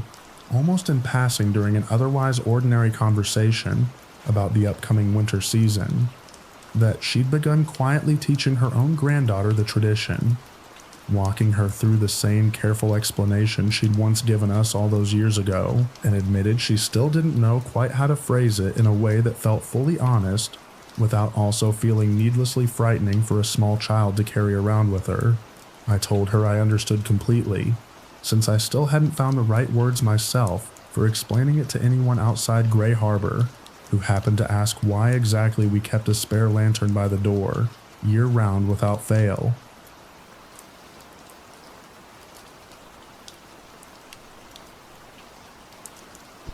I took over the family midwifery practice from my late Aunt Perdita, a full 2 years ago, in the small, quiet valley town of Cresford, where our own family has faithfully delivered nearly every single baby born within a full 20-mile radius for 4 full generations running. She trained me very carefully over the better part of a full decade before finally stepping back, walking me through not just the actual medical practice itself, but a specific, private ledger she kept entirely separate from all official hospital records. One she told me, near the very end of her training, that I would eventually need to understand fully myself as well. I'd grown up assuming I'd take over the practice someday, the way children of family businesses often do, though it wasn't until my own formal medical training was already well underway that my aunt began sharing the parts of the job that no accredited program could have ever fully prepared me for adequately, sitting me down for many long evening conversations that felt, in retrospect, less like professional mentorship and more like being slowly and quite deliberately inducted into something considerably older than either of our own 2 individual careers combined together. The ledger recorded, in addition to ordinary birth details, a second column beside each entry, a brief notation my aunt described as tracking which way the child came in, a phrase that meant nothing concrete to me at first, beyond some private shorthand for labor complications or presentation position. It wasn't until my first solo delivery under her supervision, a straightforward birth that nonetheless left her unusually quiet and pale afterward, that she finally explained what the notation actually tracked, sitting me down at her kitchen table that same evening rather than waiting for our next scheduled training session. Cresford, she told me, sat in a valley with an old reputation, one she said she didn't fully understand herself despite 40 long years of practice there, for children born within its borders, sometimes arriving carrying what she called an old attention, a phrase she used carefully without further elaboration, though she said the midwives before her, going back as far as anyone in the family could document, had developed a specific set of physical signs to watch for during delivery that indicated when a child had arrived this particular way, rather than the ordinary way every other birth followed. I asked what those signs actually were, and she described them plainly enough once she'd committed to explaining it all. A specific stillness in a newborn immediately after crying that first breath, lasting a beat or two longer than typical, before the baby settled into ordinary infant restlessness. Eyes that tracked movement across the room with unusual precision in the first hour of life, well before an infant's vision should reasonably be capable of that kind of tracking. Occasionally, rarest of all, a newborn who simply didn't cry at all upon delivery, remaining calm and alert in a way that unsettled every midwife who'd ever witnessed it enough to document it specifically in the family ledger, going back over a full century of continuous practice. I asked what the ledger's notation actually meant for these specific children, practically speaking, whether anything was done differently in their care afterward as they grew. My aunt said no. Nothing changed medically. The babies grew and developed entirely normally by every measurable standard, indistinguishable from any other child in the valley within a few months of their birth. The ledger existed, she explained,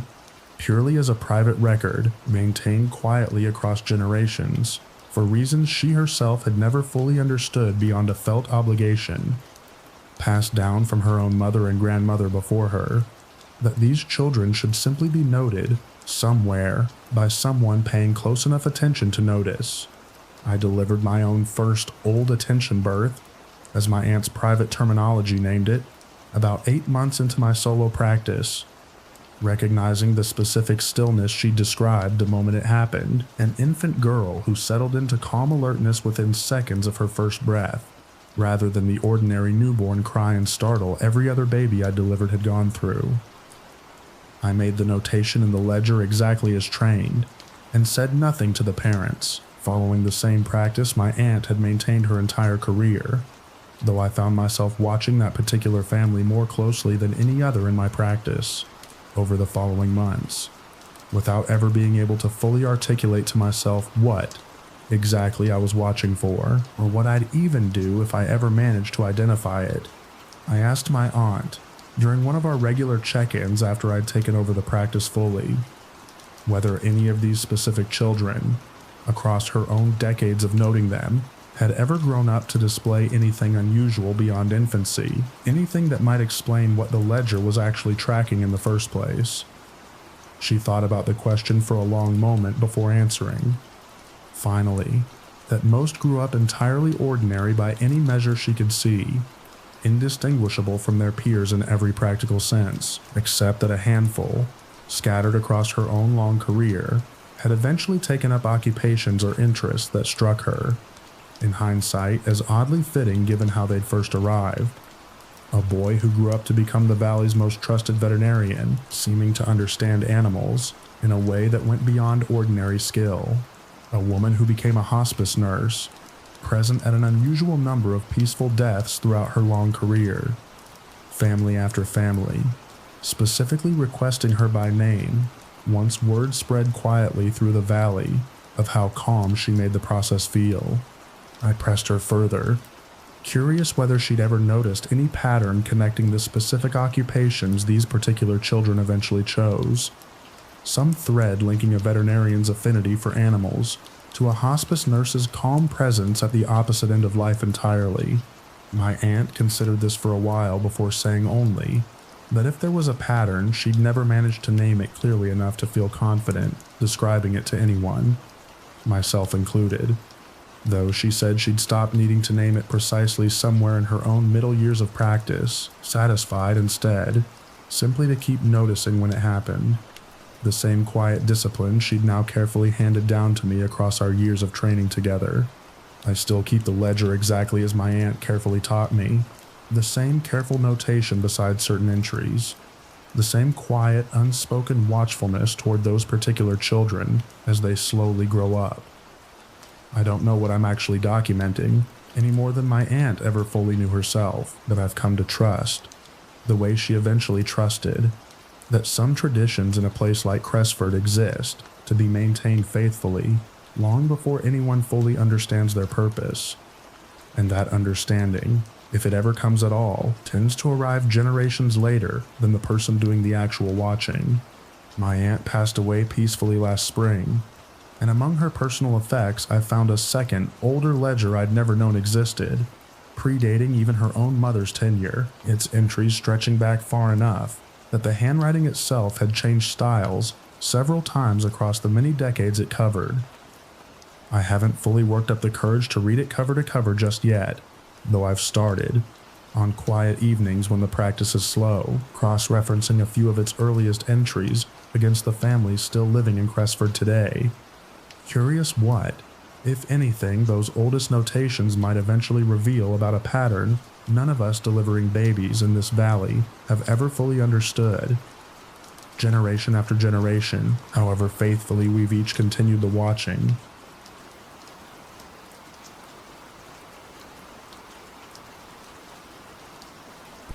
Our family moved to the small mountain town of Ashford Gap, specifically for my husband Peregrine's job at the regional clinic, settling into a rental house at the edge of town, bordered by a stretch of forest that, according to our lease paperwork, technically belonged entirely to the township,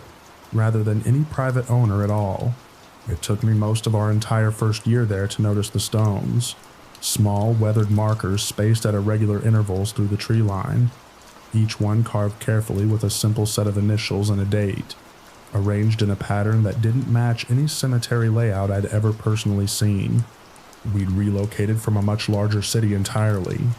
and Ashford Gap's slower pace had appealed to both of us immediately. The clinic offering Peregrine a caseload he found genuinely meaningful after many years of overworked hospital shifts elsewhere, and the town itself striking me as exactly the kind of place I'd always genuinely pictured raising our son in. Close enough to nature that Alaric could grow up with actual real space to roam, rather than the cramped apartment life we'd left entirely behind us.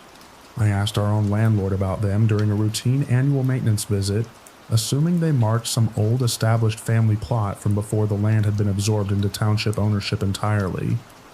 She said, carefully, that the stones weren't graves in the traditional sense, though she was vague about what they actually represented. saying only that the township maintained them out of long-standing local practice, and that residents generally understood not to disturb them at all, an instruction delivered with enough weight that I didn't push the question further in the moment. My son Alaric, 7 years old at the time, found one of the stones himself that autumn, while playing at the edge of our yard, and asked me, with the specific bluntness only a child manages, why someone would carve a dead person's initials into a rock instead of giving them a proper grave with an actual name. I didn't have a ready answer for him, and found myself over the following weeks unable to stop thinking about his question myself. I brought it up eventually with a neighbor, an older woman named Theodora who'd lived in Ashford Gap her entire life, without ever once considering moving elsewhere, hoping she might offer a clearer explanation than our landlord had. She confirmed that the stones weren't graves, exactly, though she said the actual truth was almost stranger than that misunderstanding. Each stone, she carefully explained, marked the spot where a specific resident of the town had once gone missing, sometimes for a day, sometimes for considerably longer, always eventually returning on their own, changed in ways the town had apparently learned, over generations, not to ask too many direct questions about. I asked what she meant by changed exactly, and she described it carefully, choosing her words the way people do when discussing something they've been taught since early childhood not to discuss too openly with outsiders. The returned resident, she said, always came back physically intact and outwardly recognizable, but carrying gaps in memory around the specific period they'd been missing, along with a handful of small, persistent behavioral differences that never fully resolved. An aversion to certain foods they'd always loved before, a new and specific fear of enclosed spaces. Once, memorably, a woman who'd returned entirely unable to recognize her own reflection for the better part of a year afterward. I asked whether the town had ever investigated where these people actually went during their absences properly. Theodora said investigations had happened decades ago involving actual search parties, and even, once, state police called in from outside the valley, though none of them had ever produced an answer beyond confirming that the missing person had in fact been somewhere in the surrounding forest the entire time, despite search parties combing that same forest thoroughly enough that it seemed impossible for a person to have remained hidden there, completely undetected. The marker stones, she explained, were placed afterward, at the specific point where the returned resident had first been sighted coming back, a practice that had apparently been maintained for so many generations that nobody currently living could say who had actually started it, or why a stone marker specifically had become the appropriate response, rather than any other form of documentation at all. I mentioned all of this to Peregrine that evening, expecting him to dismiss it the way I mostly wanted to dismiss it myself, some local superstition dressed up as history. He was quieter about it than I expected, mentioning that one of his patients at the clinic, an older man he'd been treating for an unrelated chronic condition, had described almost exactly this kind of experience during an intake interview months earlier. A period as a teenager when he'd gone missing for 9 days and returned with no memory of where he'd been, a detail Peregrine had noted in the man's chart at the time, without giving it much further thought until now, filing it away as an unusual but ultimately irrelevant piece of patient history, rather than anything connected to a wider pattern. I asked Theodora eventually whether the phenomenon still occurred, or whether it belonged entirely to the town's older history. She said it happened perhaps once every few years now, less often than it apparently used to, though she confirmed the most recent stone, one I hadn't previously noticed near the edge of our own property line, had been placed only 4 years before we moved in, marking the return of a teenage boy who'd vanished for almost 3 weeks, and come back unable to tolerate the sound of running water for the rest of his life. I asked whether that boy still actually lived in Ashford Gap, curious whether I might ever actually encounter him directly myself, and form my own honest impression of whatever lingering strangeness the town attributed to his experience. Theodora said he'd moved away for college not long after, same as most young people eventually did, though she mentioned his mother still lived in town, and had, on more than one occasion over the years, quietly thanked Theodora's own late husband for having been part of the search party that first located her son, a gratitude Theodora said had never fully made sense to her, given how little the search party had actually accomplished, beyond confirming he'd been somewhere in that same forest the entire time. Alaric still plays near the tree line sometimes, and I've never told him the actual explanation for the stones, mostly because I don't have language for it that wouldn't frighten him more than the mystery itself already does in its ambiguous form. I've started instead quietly counting the stones myself whenever I walk that stretch of property, checking, without ever quite admitting to myself what I'm checking for, that no new one has appeared since the last time I looked. Theodora asked me once, near the end of one of our longer conversations about the phenomenon, whether I'd ever seriously considered moving our family away from Ashford Gap entirely. Given how unsettled the whole subject had clearly left me over the months I'd spent asking about it, I told her I hadn't seriously considered it at all, and she nodded slowly, saying only that most families who stayed long enough to hear the full explanation eventually chose to remain anyway, the same way she herself had, since somewhere along the way the mystery stopped feeling like a reason to leave, and started feeling, instead, like simply one more thing this particular valley asked its residents to quietly carry with them for the rest of their lives.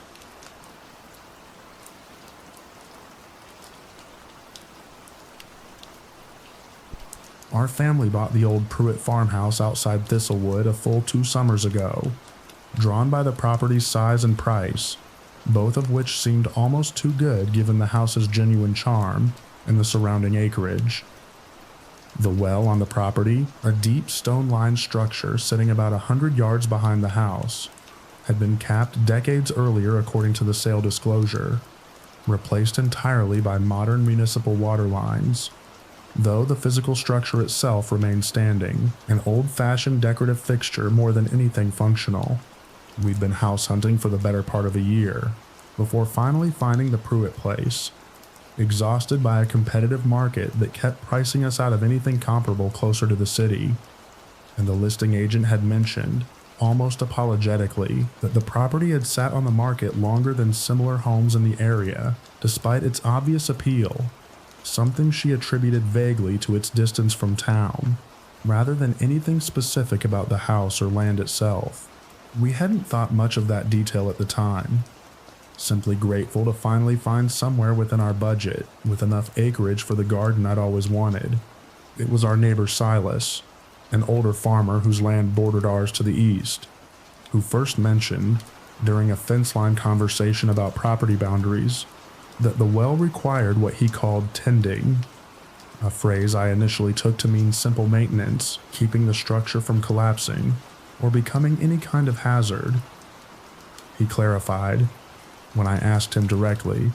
that tending meant something more specific, a small offering, left carefully at the well's edge once a season, a practice he said every single family who'd ever owned that particular parcel of land had maintained without exception, going back further than anyone could reliably trace. I asked what kind of offering, expecting some folksy but harmless tradition, a coin tossed in for good luck, perhaps. The kind of thing older rural communities sometimes maintained out of habit, rather than genuine belief. Silas described something more elaborate, a small woven basket of specific local plants, gathered fresh each season, left at the well's stone lip, and allowed to simply decompose there over the following weeks, never removed, never disturbed, replaced only when the next season's offering came due. I found the whole idea faintly ridiculous, honestly, the kind of rural superstition I associated with old ghost stories, rather than anything a modern family needed to actually observe themselves. And I told Silas as much, gently thanking him for the local color, but making clear we didn't intend to maintain a tradition that predated our own ownership by generations we had no connection to whatsoever. He didn't argue the point, simply nodded and let the conversation move on to other things, though I noticed, in the weeks that followed, a specific quality to his politeness toward us that felt more careful than warm. The first strange incident happened that particular autumn, our dog refusing, suddenly and without any discernible reason at all, to go anywhere near the well's location, a spot she'd walked past without concern dozens of times that same summer. My husband Cornelius noticed it first, mentioning it almost as a joke, though neither of us thought much of it beyond ordinary dog behavior. Some scent or small animal that had spooked her in that particular patch of grass. A reasonable enough explanation for a single afternoon's odd behavior from an otherwise unremarkable dog. The well itself began, over the following several months, showing small signs of activity neither of us could easily explain. A faint, sourceless dampness pooling occasionally at its stone lip, despite the cap sealing it entirely from any groundwater below, a smell rising from the structure some mornings that neither of us could easily place, earthy and faintly unpleasant in a way that dissipated by midday, regardless of the weather outside. We called a well inspector out to look at it directly, and he found nothing structurally wrong at all, confirming the cap was fully intact, and that no water should be reaching the surface through any mechanism he could actually identify. An assessment that left us with more questions than his visit had been meant to resolve. The inspector himself, a practical, no-nonsense man, who clearly dealt in facts rather than folklore, mentioned almost as an aside, while packing up his equipment, that he'd personally inspected a handful of similarly old capped wells in the county over the years, and had noticed, more than once, a similar unexplained dampness in structures that families had stopped actively using or maintaining, in any ceremonial sense at all, though he was careful to frame the observation as a simple curiosity rather than anything he'd put in his official report. I mentioned these small oddities to Silas eventually, more out of genuine curiosity than any real belief that his tending practice had anything to do with it, and he listened without much visible surprise, saying only that the well had a way of making its presence known to families who'd stopped observing what it apparently still expected from them. I asked him, half joking despite myself by that point, what would happen if we simply ignored it entirely, indefinitely, refusing to ever take up the practice at all. He said he genuinely didn't know, since as far as he was aware, every family on that land had eventually resumed the tending practice within a year or two of first neglecting it, usually after some specific incident convinced them it was easier to simply maintain the tradition than to keep testing what happened when they didn't. Cornelius and I debated it for weeks, torn between our own rational skepticism and a growing, difficult-to-articulate unease neither of us wanted to fully admit to the other. We left our first offering that following spring,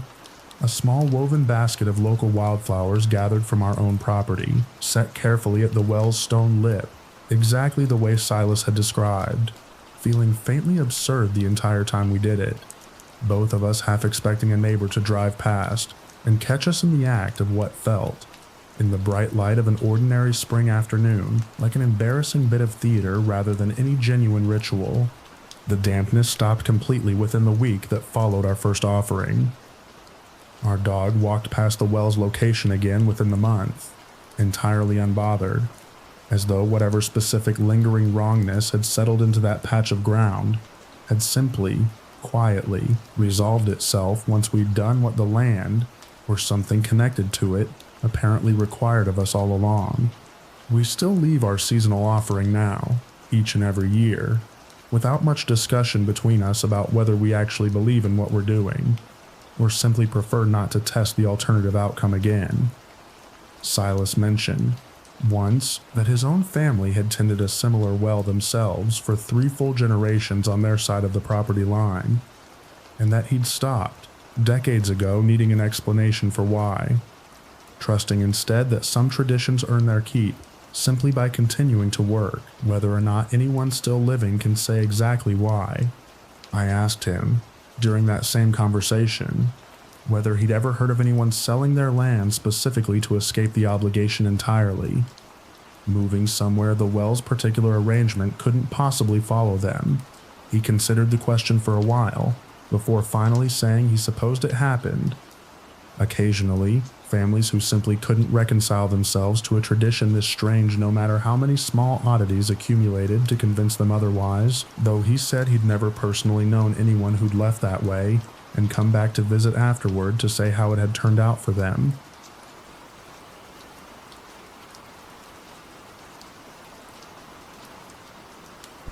My grandmother left me her house in Cotter's Rest when she passed 2 years ago, a small town in the foothills where she'd lived her entire adult life, and I moved in that same spring, mostly to avoid the expense of selling a house I couldn't quite bring myself to part with yet. I'd visited Cotter's Rest often enough as a child to know its general rhythms, but I'd never lived there as an adult,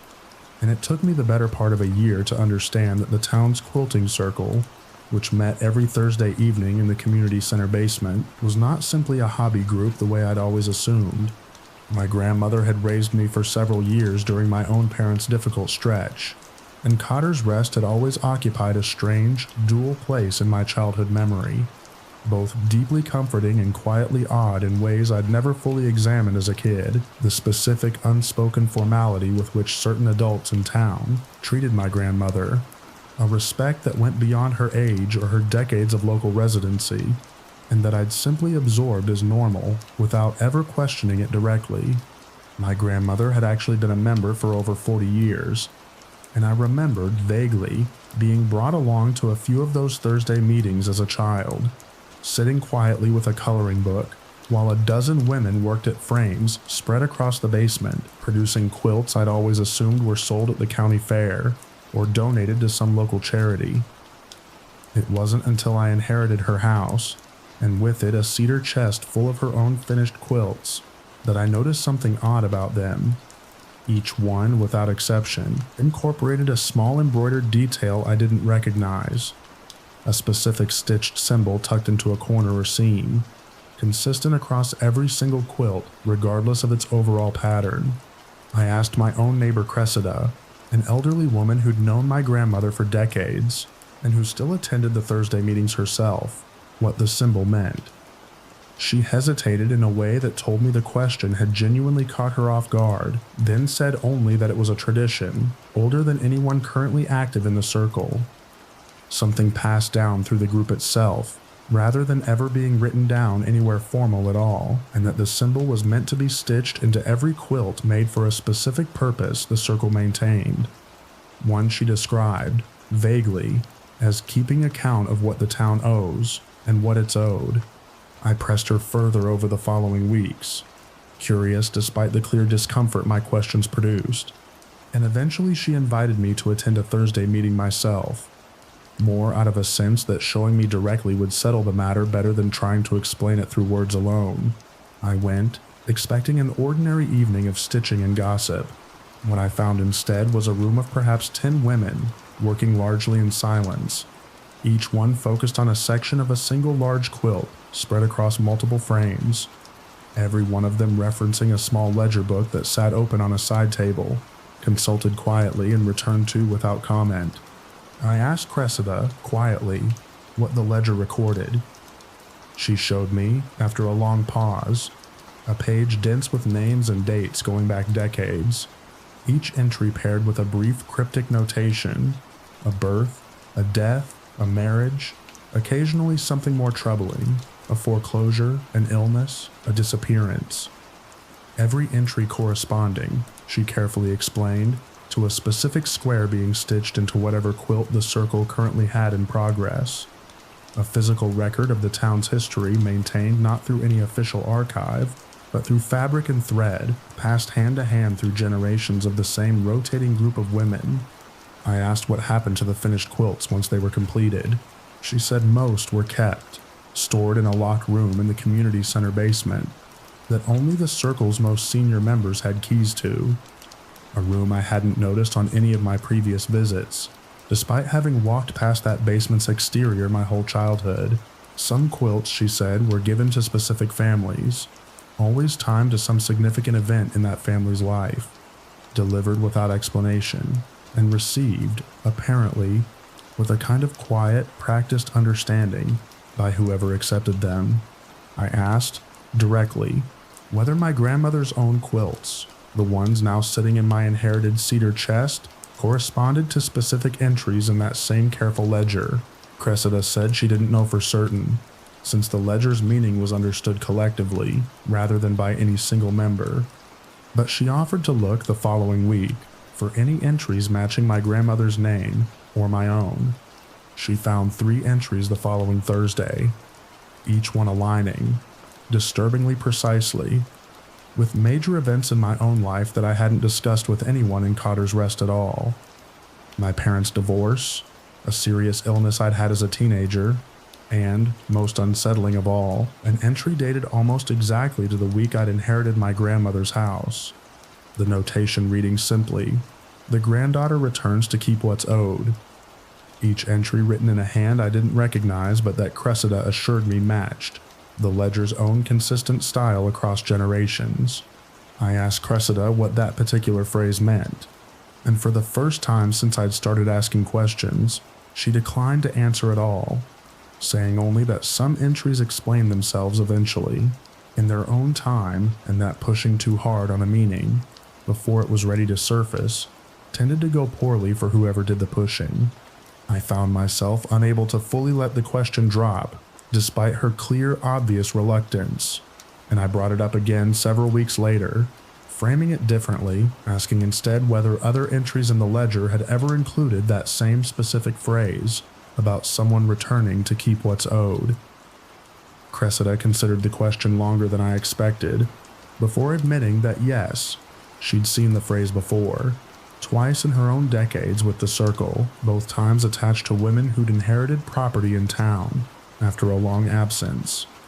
both of whom had gone on, in her words, to live settled, useful lives in Cotter's Rest for the remainder of their days, a description delivered with enough weight that I understood she meant it as reassurance, rather than warning, even if it didn't fully land that way for me at the time. I still attend the Thursday meetings now, quietly, the way my grandmother did for 40 years before me, working on whatever section of the current quilt I'm assigned, consulting the ledger when instructed to, stitching the small symbol into whatever corner Cressida indicates without asking anymore exactly what it means. I've stopped needing to fully understand the mechanism to participate in it. The same way I suspect every other woman in that basement eventually stopped needing to understand it too, trusting instead that the quilt itself, however slowly, keeps its own kind of accurate account. Cressida asked me, near the end of one recent meeting, whether I'd thought about which younger woman in town I might eventually train to take my own place in the rotation.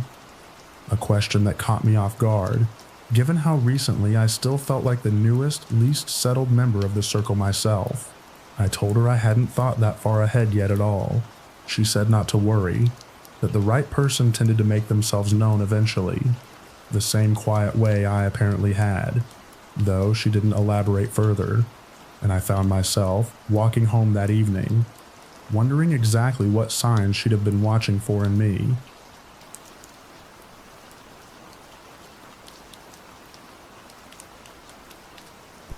The town of Millbrook Crossing has a bell in its old church steeple that hasn't been formally used for regular services in over 60 years, ever since the congregation dwindled and the building was converted into a small community hall, though the bell itself remains, and every resident I've ever met treats its silence as a settled, permanent fact of town life. I moved there 4 years ago for a teaching position at the regional school, renting a small house 2 streets over from the old church, and it took most of that first year before I understood the bell wasn't simply decorative. I'd taken the teaching position mostly out of necessity, the job market in my previous city having dried up entirely for anyone in my particular subject area, and Millbrook Crossing had appealed to me largely for its low cost of living, and the genuine warmth with which the hiring committee had welcomed me during my interview.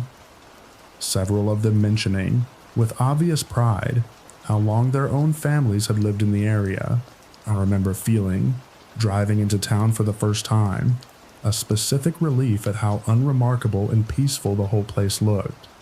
Exactly the kind of quiet setting I told myself I needed after several stressful years in a much larger district. My own landlord, an older man named Bartholomew who'd lived in Millbrook Crossing his entire life, mentioned during my move-in walkthrough, almost as a footnote to explaining the neighborhood, that the bell only rings once a generation, and that when it does, the whole town turns out for it regardless of the hour. A tradition he described, with a kind of resigned matter-of-factness, that made it clear the subject wasn't open to much further discussion. I asked what triggered the ringing, assuming some ceremonial schedule tied to the town's founding date itself. He said it wasn't scheduled at all, that the bell rang when it rang, and that nobody currently living in town, as far as he knew, had ever actually determined who or what caused it to ring in the first place. A mystery he clearly found considerably less troubling than I personally did. I lived in Millbrook Crossing for nearly 3 full years without hearing the bell at all, settling comfortably into the rhythms of small-town teaching, parent-teacher conferences, and football games, and the specific slow pace of a community where everyone's business eventually became everyone else's. I'd mostly forgotten about Bartholomew's warning entirely, until the night it actually happened.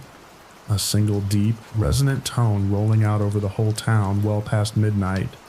followed almost immediately by porch lights flicking on up and down every street I could see from my window.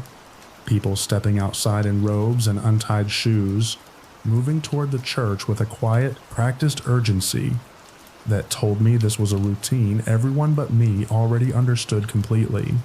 I followed the crowd, curious and unsettled in equal measure, and found nearly the entire town gathered in the church hall's small yard. By the time I finally arrived, standing in loose clusters, speaking in hushed voices, waiting for something I couldn't identify, I asked a colleague from school, a woman named Audie who taught the grade just below mine, what exactly we were all waiting for. She said, simply, that the bell ringing meant someone in town had died that night, though the death itself hadn't been reported to anyone yet, and that the gathering existed to bear witness together, as a town,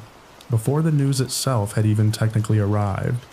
I found this explanation almost entirely impossible to accept at face value, and said as much to her gently, expecting her to laugh it off as small-town superstition dressed up as tradition. She didn't laugh. She told me, instead, that the bell had never once been wrong in her lifetime, that within the hour of every single ringing she could remember, someone in town had, in fact, been confirmed dead, sometimes from illness, sometimes from accident, always someone who'd been alive and apparently well only hours before, a certainty she delivered with a calm that unsettled me more than hysteria would have.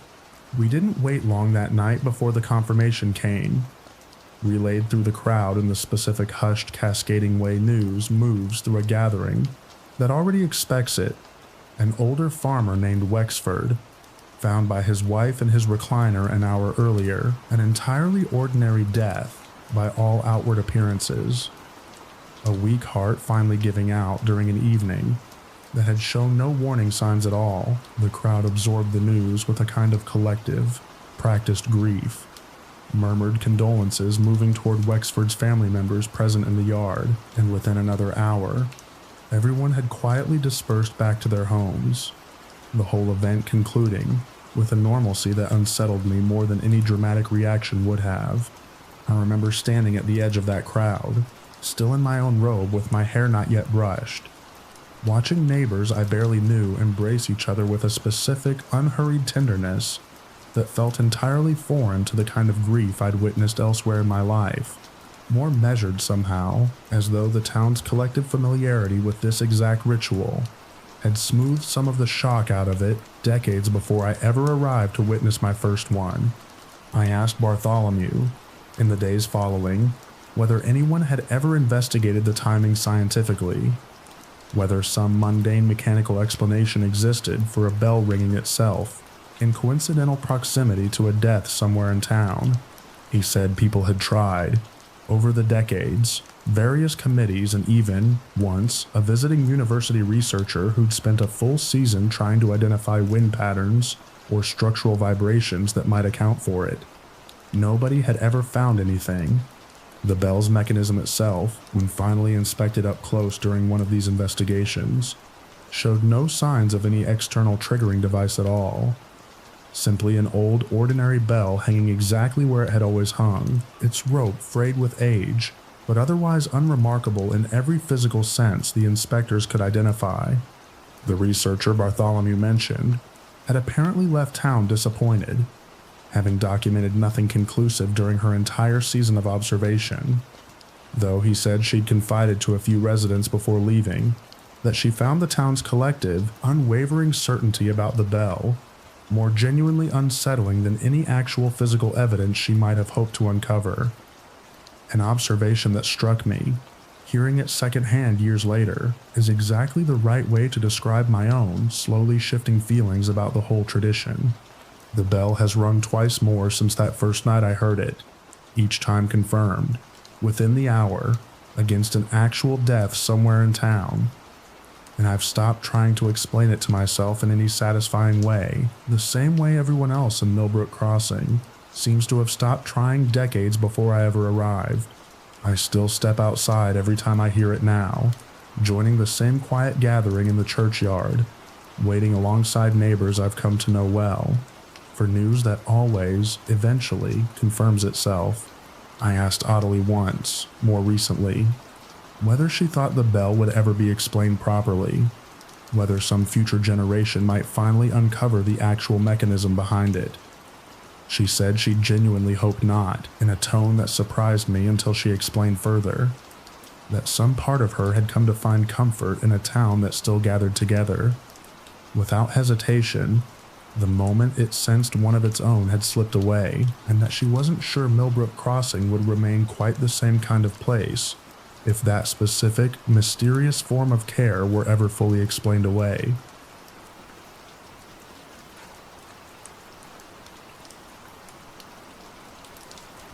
My husband Desmond and I moved to Amity Hollow 3 years ago,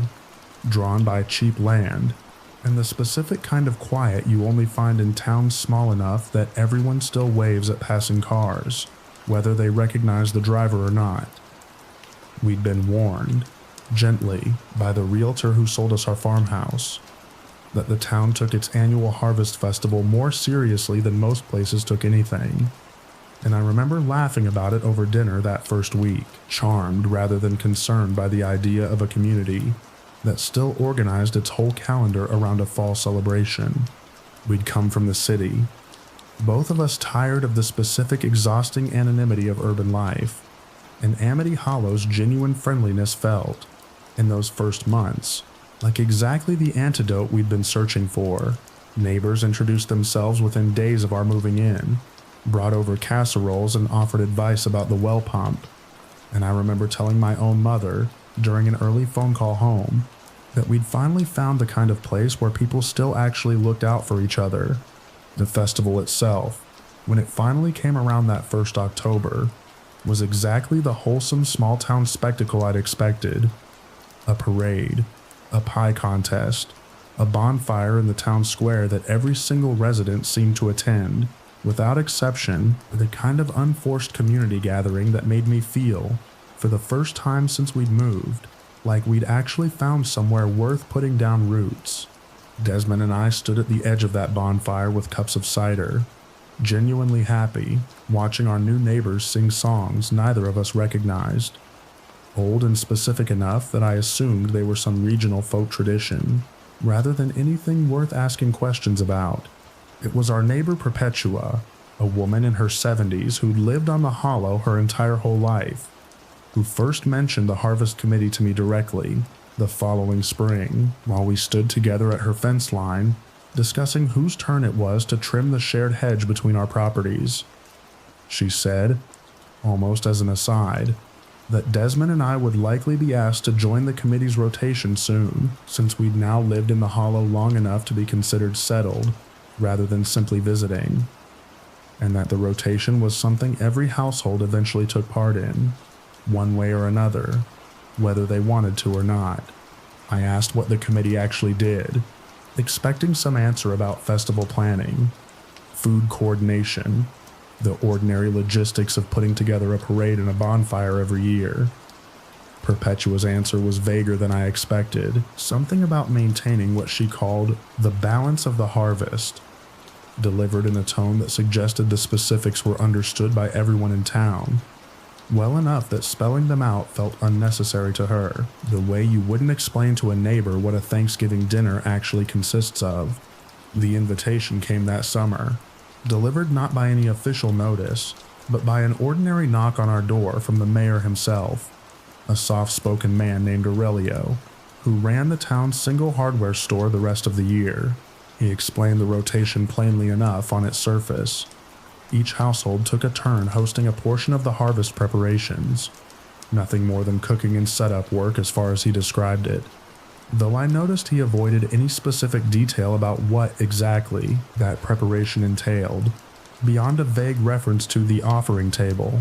a phrase he used the same way everyone else in town seemed to,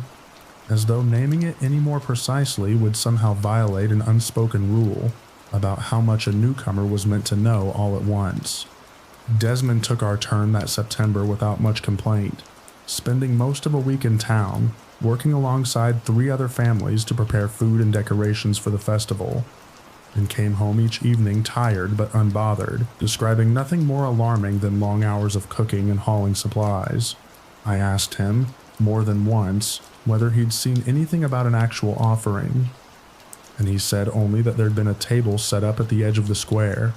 laid out with baskets of vegetables and bread,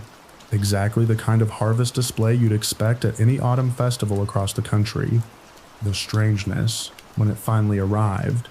came in fragments rather than all at once over that following year. I noticed, that 2nd October, that the same exact 3 families who always seemed to volunteer first for the committee rotation each year were also the families who never quite seemed to prosper the way the rest of the hollow did. Their farms perpetually always a season behind everyone else's, their houses sitting in a state of gentle disrepair that never resolved itself no matter how many years passed. I mentioned this observation to Perpetua once, carefully, expecting her to dismiss it as coincidence. She grew quiet instead, in a way that told me the observation had landed somewhere she hadn't expected a newcomer to look. I pressed her further over the following weeks. In the careful roundabout way you press an elderly neighbor for information she seems reluctant to give directly. And eventually she told me, in a hushed voice on her own porch one evening, that the offering table wasn't simply a harvest display at all, but a system, unofficial and never spoken of directly, by which the town quietly decided which families would carry the heavier share of a bad season, year to year, a decision made not through any vote or record, but through some collective understanding everyone in the hollow absorbed simply by growing up there, an understanding Desmond and I, as newcomers, had never been taught, and were now, apparently unknowingly subject to anyway. I asked her, directly, what happened to a family that refused to participate in the rotation at all.